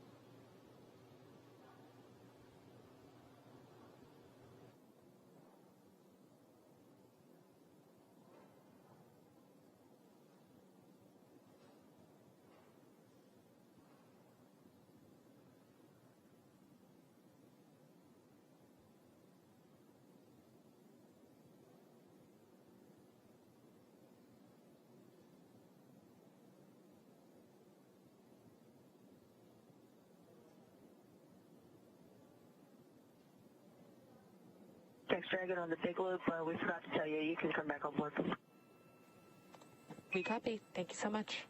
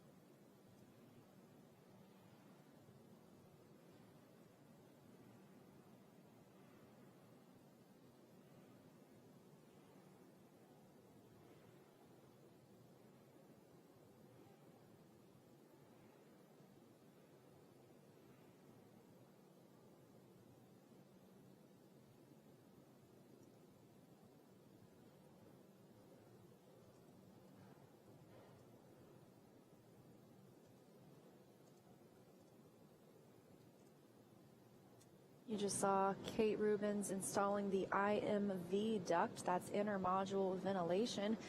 That'll make sure the Crew Dragon is sharing the same air with the International Space Station, making sure that that's all being circulated in and out of the vehicle.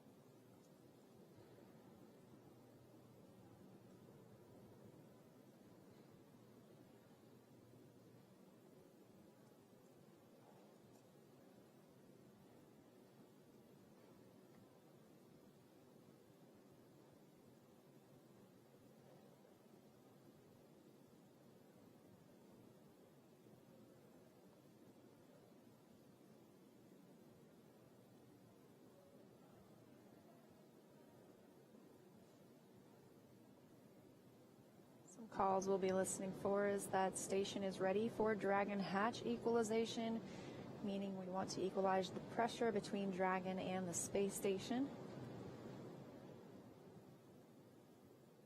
Once we get the go for that,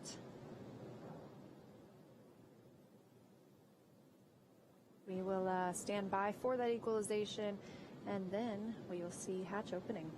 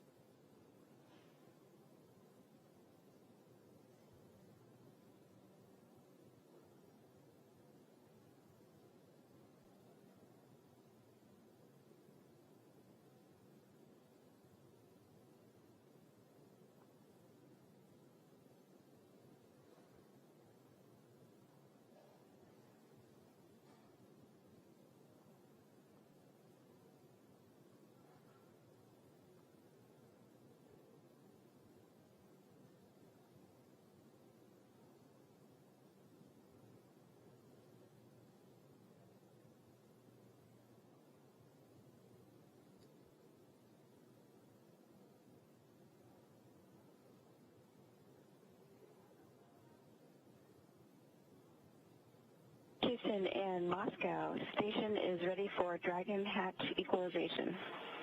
Sorry, not Moscow, SpaceX.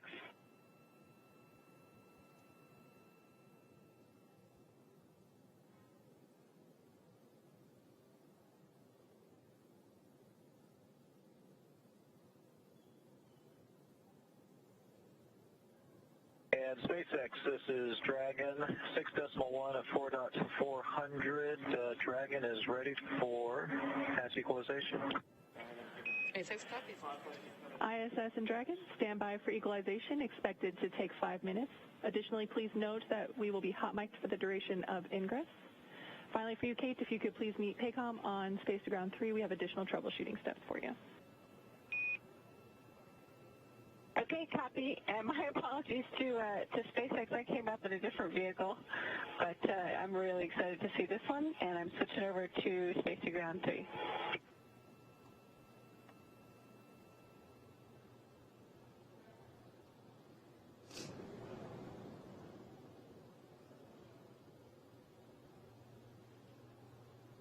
And the call we were looking for, that the International Space Station is ready for Dragon hatch equalization. We'll want to equalize the pressure between Crew Dragon and the International Space Station. It should take about 5 minutes. And then what we'll be looking for next is for Dragon hatch to open. And the sensors on Dragon will actually be what we'll check to make sure that that pressure is good before we open that hatch.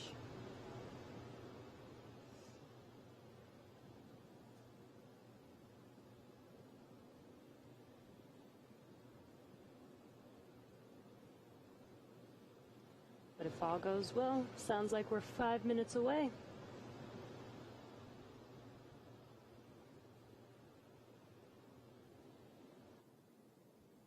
This also aligns us pretty well with our projection that it should take about 2 hours to move through these steps. Anything from hatch openings to leak checks, vestibule pressurization.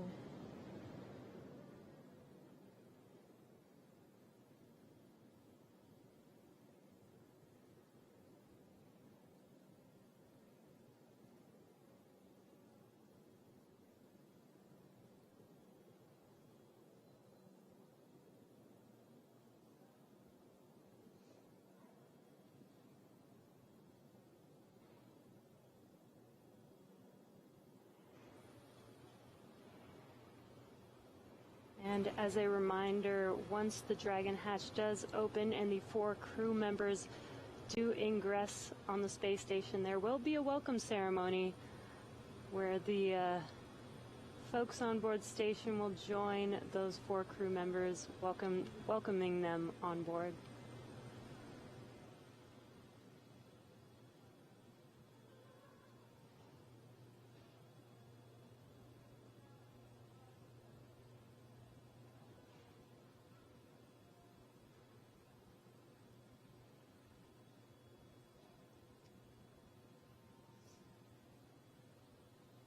We heard Kate Rubins discussing, yes, she came up on a different vehicle. She arrived on a Russian Soyuz. Her Russian counterparts on the International Space Station are Sergei Ryzhikov and Sergei Kutsverchkov. They may join for the welcome as well. I'm sure they'll be very excited to greet their new crew members.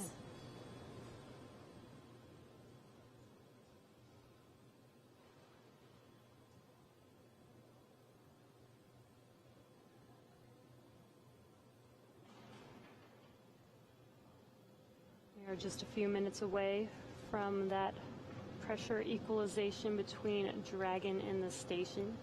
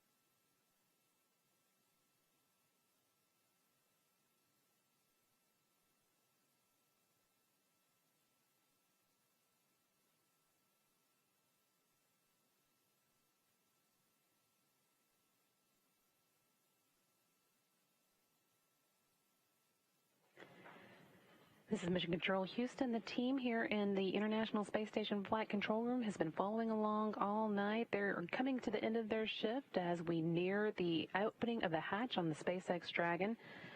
Kate Rubins has been working steadily through the procedure on her side of the hatch while the Crew Dragon crew members do their part on the other side. So we are expecting to see that just in the next few minutes. Scheduled to take place at 12:10 a.m. Central Time, but could be a little early. And once we do see all of the crew members on board together, we'll be ready to go into our welcoming ceremony that will be following that.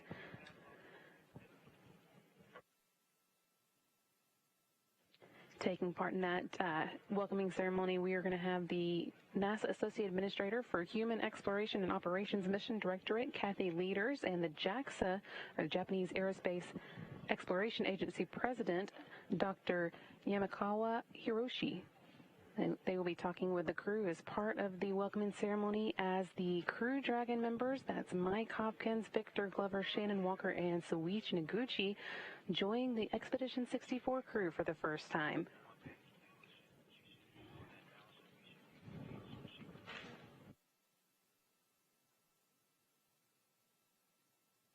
Expecting that hatch opening to come any time now, and since Kate Rubens has been working speedily through her side of the procedures. This is only the second time we've opened a hatch on a Crew Dragon with people inside from the International Space Station, so still nailing down exactly how long it takes for the crew to complete these procedures, and like we said, getting through it a little earlier than expected tonight.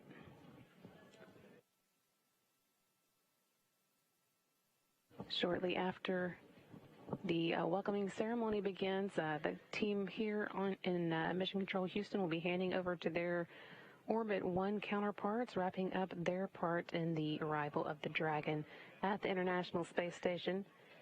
And of course, following the festivities, we'll have one final news conference to wrap up the activities tonight.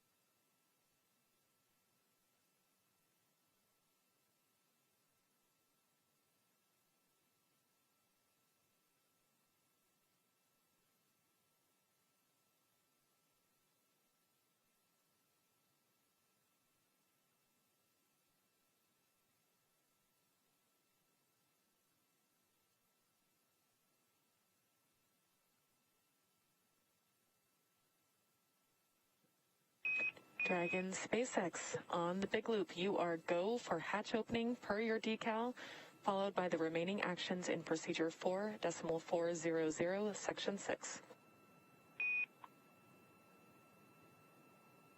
Dragon copies. And hatch open per the decal and remaining steps in section 6 of 4.400.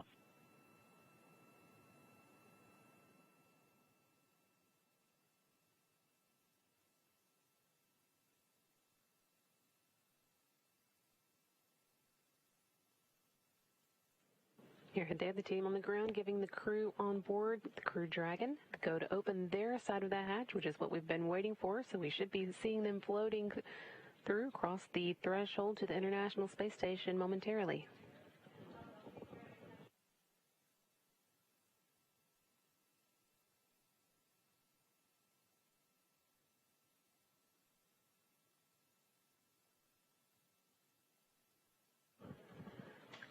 For Mike Hopkins, Shannon Walker, and Soichi Noguchi, this will be a return visit to the International Space Station. Mike was there in 2014 for Expedition 3738 when he spent 166 days.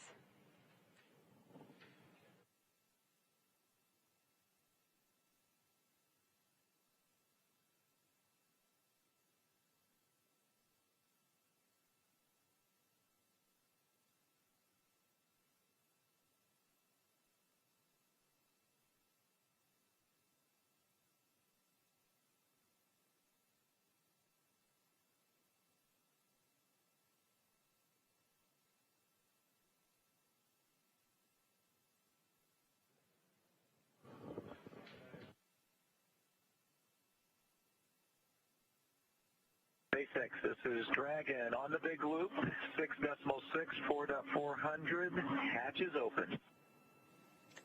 We copy, hatch open, great to hear.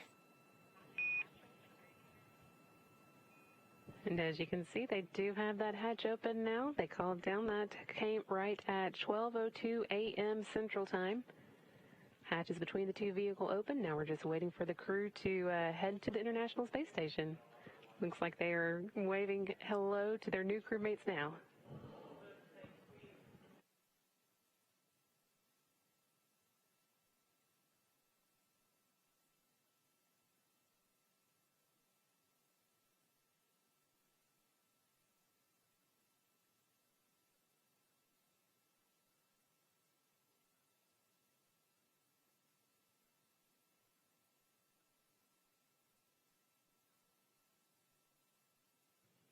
Also seeing here for the first time tonight the Roscosmos members of the crew. Sergei Ryzhikov, who is the commander of Expedition 64, and Sergei Kudzberchkov.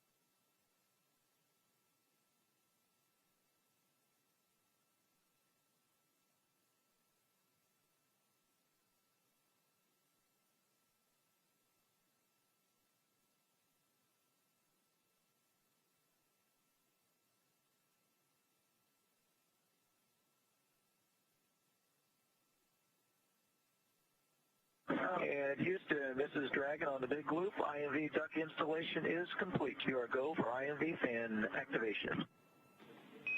Houston copies.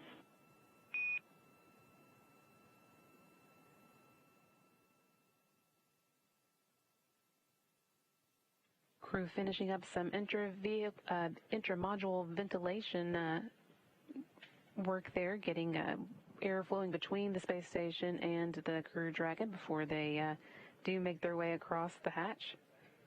But again, that hatch is open now. That came at 12:02 a.m. Central Time.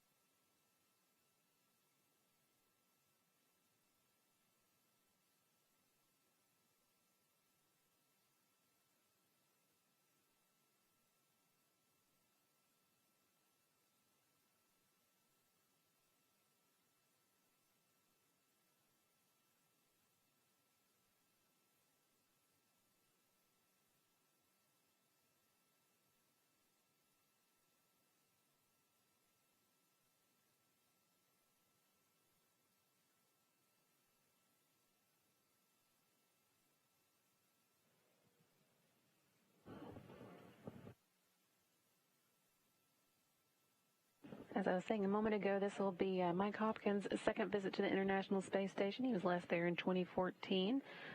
Same for Shannon Walker. She was there in 2010 for Expedition 24 and 25 and spent 163 days on board the space station.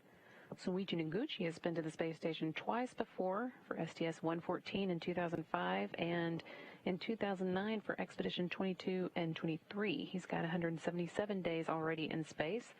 But this will be the first time for Victor Glover to pass across the hatch and visit the International Space Station, kicking off their months-long stay in space when the space station will, for the first time, have 7 crew members on board for a full expedition.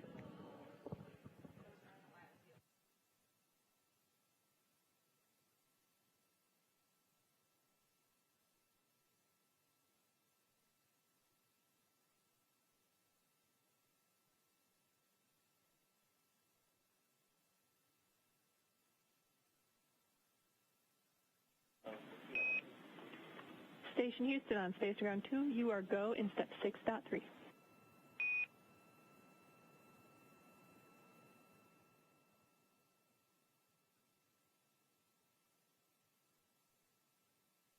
Houston from Dragon. Was that a go for us to continue? You are correct, Hopper. That's your go in step 6.3.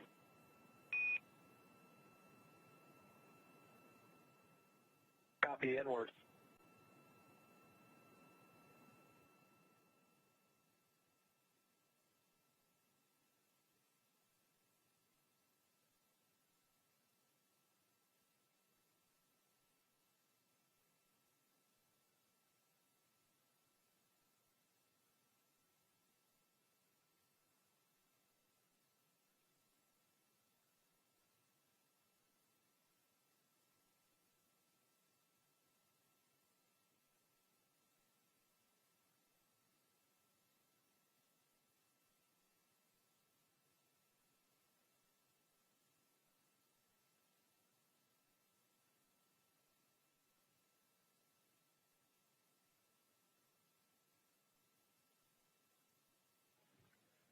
Crew-1 crew members are working on a few final activities inside the Crew Dragon before they do make their way to the International Space Station. Making sure any loose items are stowed securely, and then also putting away the liquid LiO cartridges that they use to scrub carbon dioxide out of the air while they're on their way to the space station.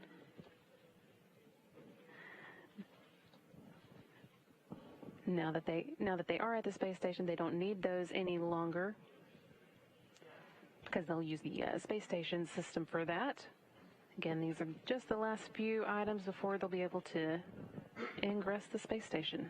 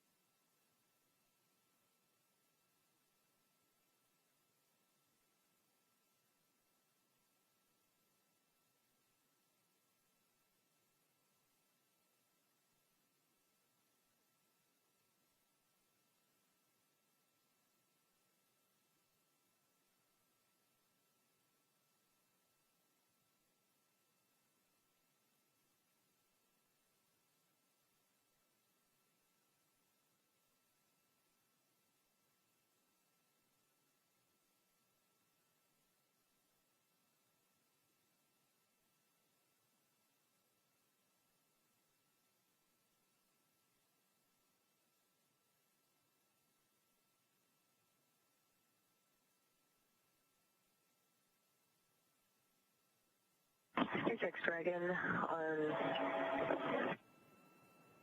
the big loop for LiO. SpaceX here.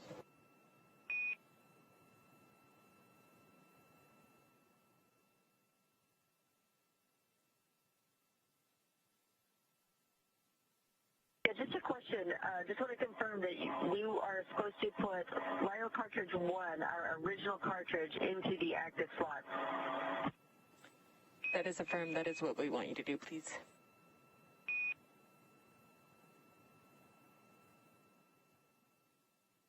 Okay, thanks. And just so you know, we've got the echo.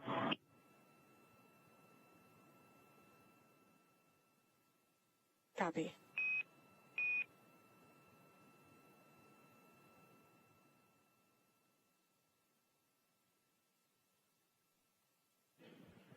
Shannon Walker, they're reporting down to the ground on the crew members' progress. Again, walking through just a few final items before they come on board the International Space Station for the first time on this mission. Again, they're putting away some lithium hydroxide canisters that were used to scrub carbon dioxide out of the crew members' air. No longer needed now that the Dragon is at the International Space Station.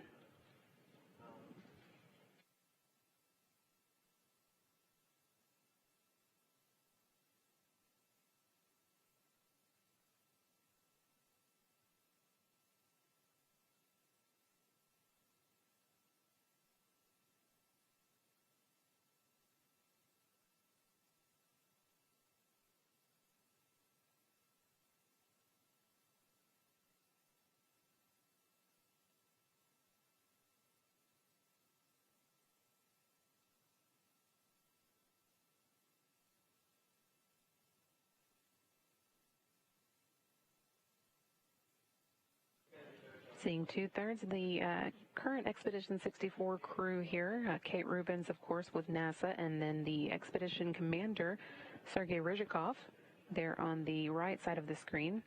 They, along with Sergei Kuzbirchkov, have all been at the space station since October 14th.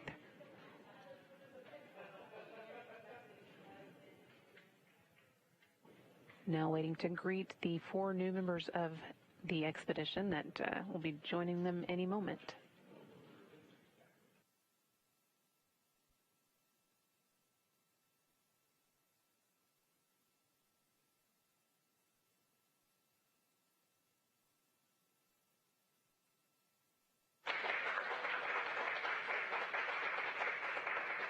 And there they are, first across the hatch, Mike Hopkins. And here's Victor Glover. You heard the crew here, the team here in Mission Control cheering to see them come across the hatch. There's Shannon Walker.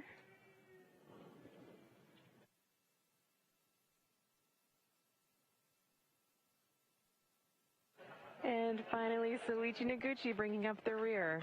4 new members, bringing the total Expedition 64 crew to a total of 7. Ready to increase the space station science and get to work.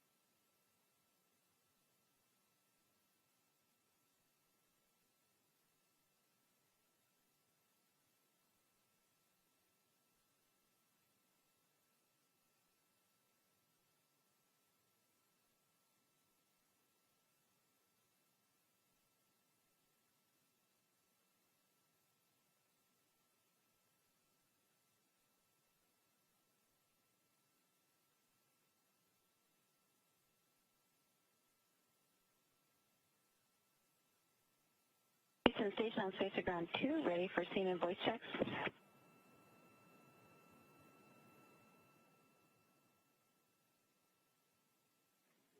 And we're ready. Copy, let me know about scene, and I'll give you a voice countdown.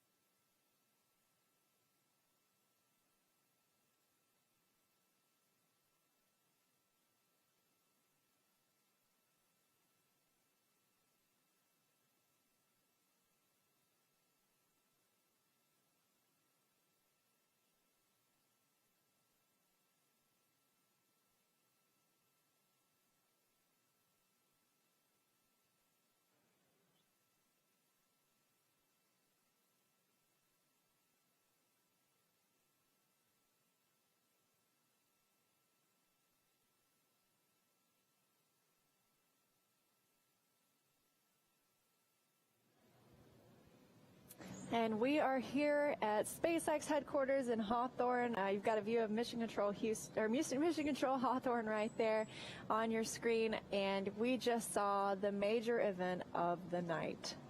The crew has finally come on board the International Space Station. A lot of smiles, a lot of hugs. The welcome ceremony is coming. Did you copy the wireless mic?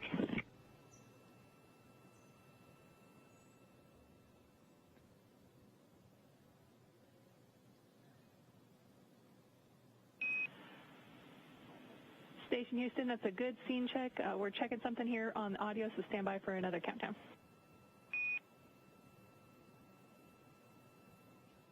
Okay, sounds good. And let me know about lighting. I've got a work light, so I can move that as needed.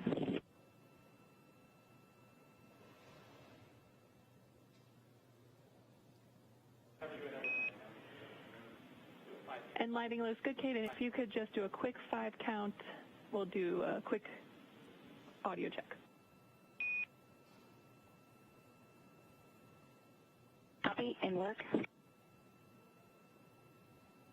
These voice checks you're hearing coming from NASA astronaut Kate Rubins, now joined by 4 new crew members aboard the International Space Station, along with her 2 crewmates from Roscosmos, the Russian space agency, and they are setting up for the welcome ceremony. Good countdown, thanks.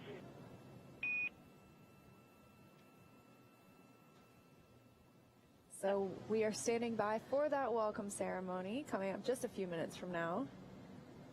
Yeah, and you can hear them getting ready. They're doing all their formal checks, mic checks, to get ready to bring the crew and welcome them on board. Very excited to see this. We already saw how excited the crew members were to get on board station. I can't wait to hear them talk in a few minutes here. Yeah, absolutely. After their 27.5-hour journey to the International Space Station, finally making it to that destination, and they docked tonight at 8:01 p.m. Pacific Time, 11:01 p.m. Eastern Time, right on time, essentially, at the Node 2 port aboard the International Space Station, and now they will be there for about a 6-month mission.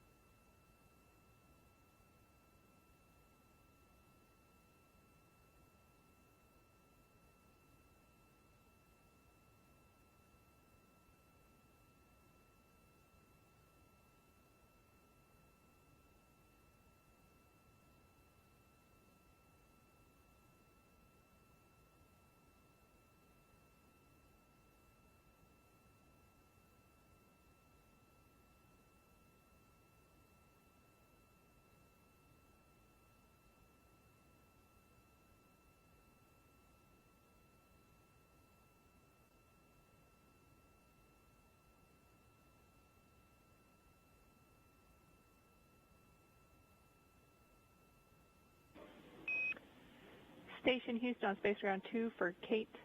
We had to do a quick reconfiguration here on the ground. Would you mind doing one more 5 count on the wireless mic? Or anyone can do a 5 count.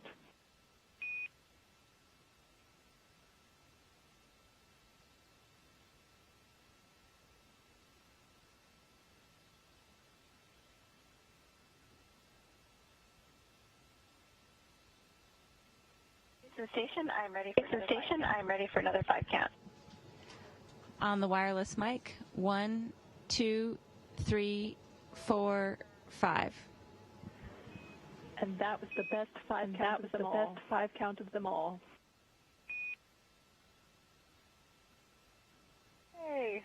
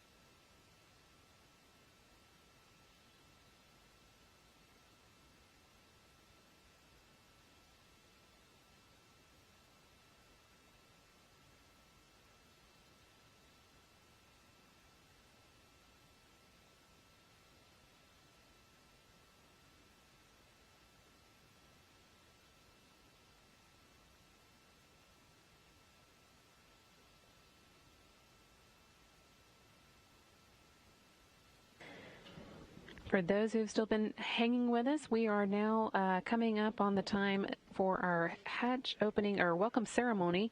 That is scheduled for 12:40, about 5 minutes from now, and at that time, the entire crew will be joining on the with a couple of special guests from the ground. That's going to be NASA Associate Administrator for Human Exploration and Operations Mission Directorate, Kathy Leaders, joining here from Houston. And then from Scuba Japan, we're going to have the Japanese Aerospace Exploration Agency President, Dr. Yamakawa Hiroshi, joining as well. They'll be taking part in the welcoming ceremony, which is coming up in just 5 minutes now. The crew's done the necessary checkouts on board, so we'll just wait for everybody to gather before we begin that.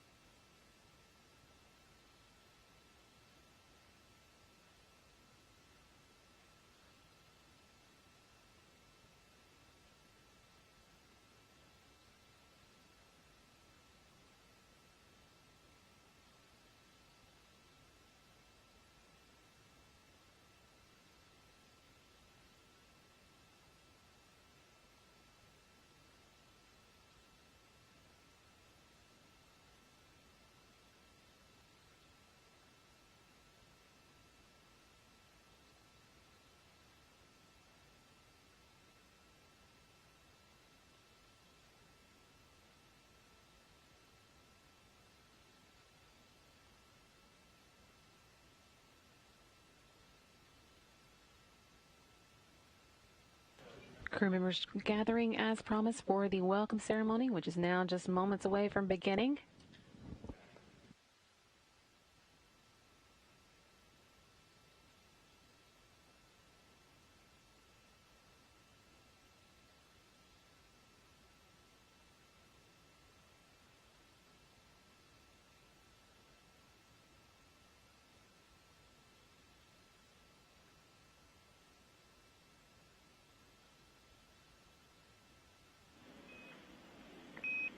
Station, this is Houston. Are you ready for the event? Houston, are you ready for the event? At Houston, this is Station. At Houston, this is Station. We are ready for the event. Mr. Morhard, please call station for a voice check.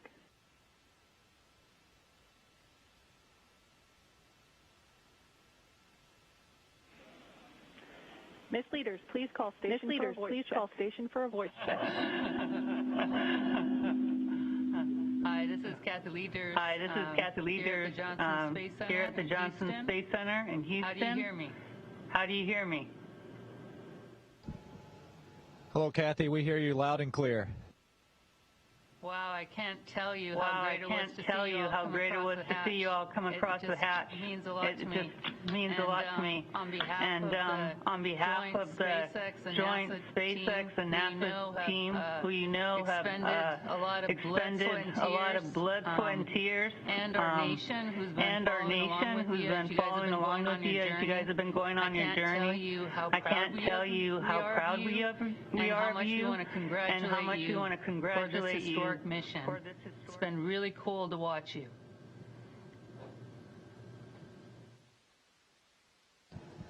Well, thank you, Kathy.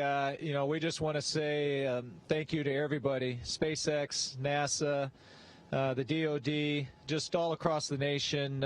It's been an incredible journey, and it's really amazing that this is marking the start of operational crew rotation missions to the International Space Station from the Florida coast, and so it was an amazing ride. I can't tell you how excited we were when that rocket lifted off the pad, and then the last 27 hours has gone really smooth, actually.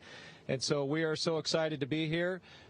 We are humbled, and we are excited to be a part of this great expedition. And so we are looking forward to the next 6 months and can't wait to get started. Yeah, thank you for letting me get to say hello to you all and being there a little bit on station with you all. And I just want to tell you how proud we are of you. We're expecting a lot from you, a lot of good work up there.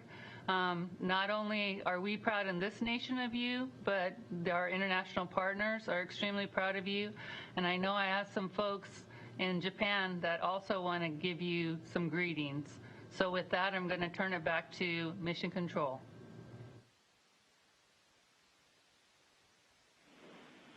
Thank you, Ms. Leaders. We now welcome JAXA President Dr. Yamakawa Hiroshi to provide remarks. Dr. Yamakawa, please call station for a voice check. Station, this is Yamakawa. How do you hear me? Yamakawa-san, we hear you loud and clear. This is International Space Station.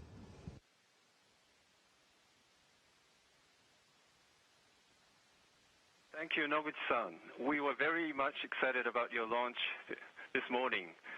It inspired courage and delight of all Japanese citizens to bear up COVID-19 pandemic. Anyway, I really feel relieved by your safe arrival to the station now. Noguchi-san, it is very significant for JAXA that you are on board the first operational spacecraft of Crew-Dragon and was launched from the American soil. I believe that this is the outcome of the long-standing partnership with NASA and all the other international partners. I also believe that your efforts at ISS from today will take on more importance on the ISS utilization and operations, and for future international space exploration beyond the low Earth orbit to the Moon and Mars. We are always behind you. Good luck and enjoy your time in space. Noguchi-san, 皆さん全集中で頑張ってください。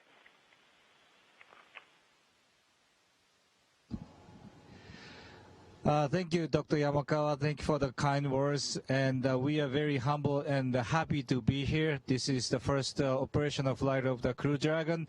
And I take 27 hours, but we enjoy every moment. And from now on, we are part of this great expedition crew member, Expedition 64. We have a lot of utilization ahead of us, and we are ready to work. 日本の皆さん、そして山川理事長、本当にありがとうございます。この ISS にまた戻ってくることができてとても、感無量です。日本の皆さん、そして世界中の皆さん、今年は、コロナはじめ非常に厳しい状況があったかと思いますけれども、この困難に打ち勝つという気持ちで我々もレジリエンスと名前をつけて、頑張ってきています。理事長おっしゃられた通り全集中で頑張りたいと思います。応援本当にありがとうございます。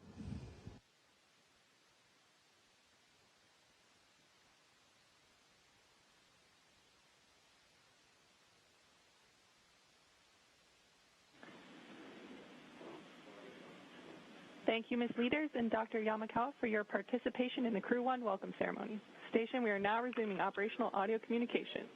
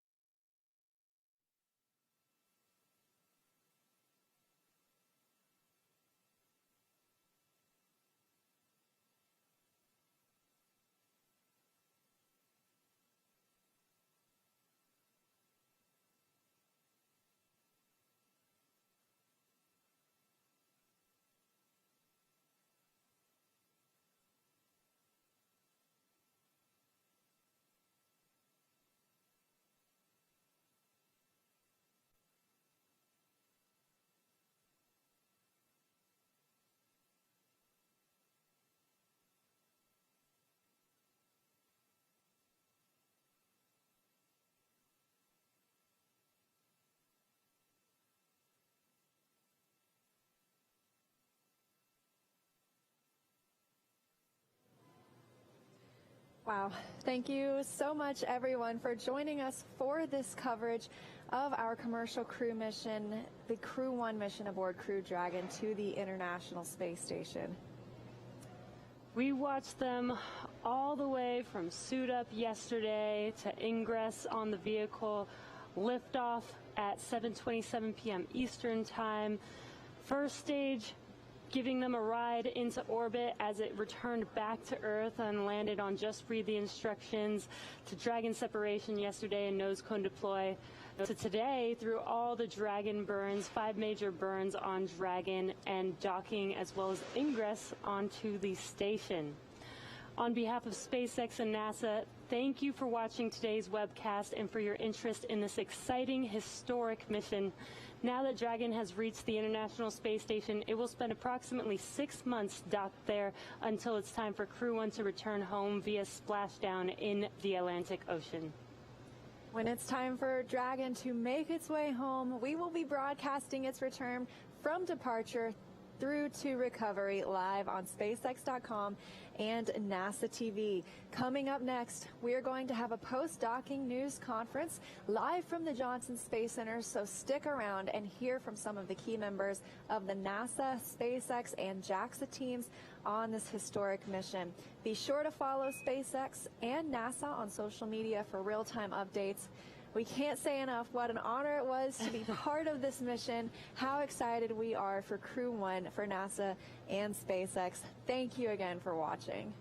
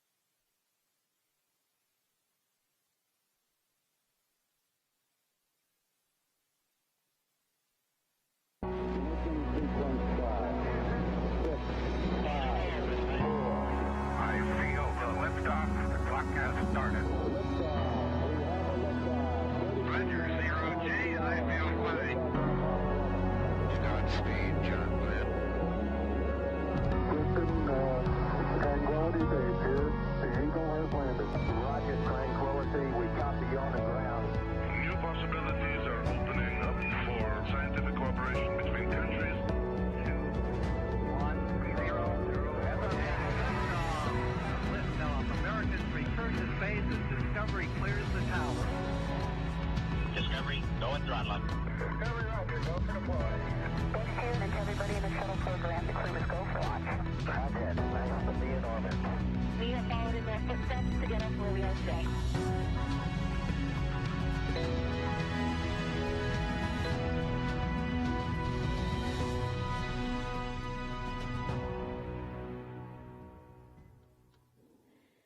Hello and welcome to the NASA's Johnson Space Center. It's been an exciting night. After 20 years of continuous human presence, the International Space Station is still marking new milestones, and as of tonight has its first long-term crew of 7 members. So we have a lot to celebrate tonight, and here to talk it over with us, we have Associate Administrator of Human Exploration and Operations, Kathy Leaders, Johnson Space Center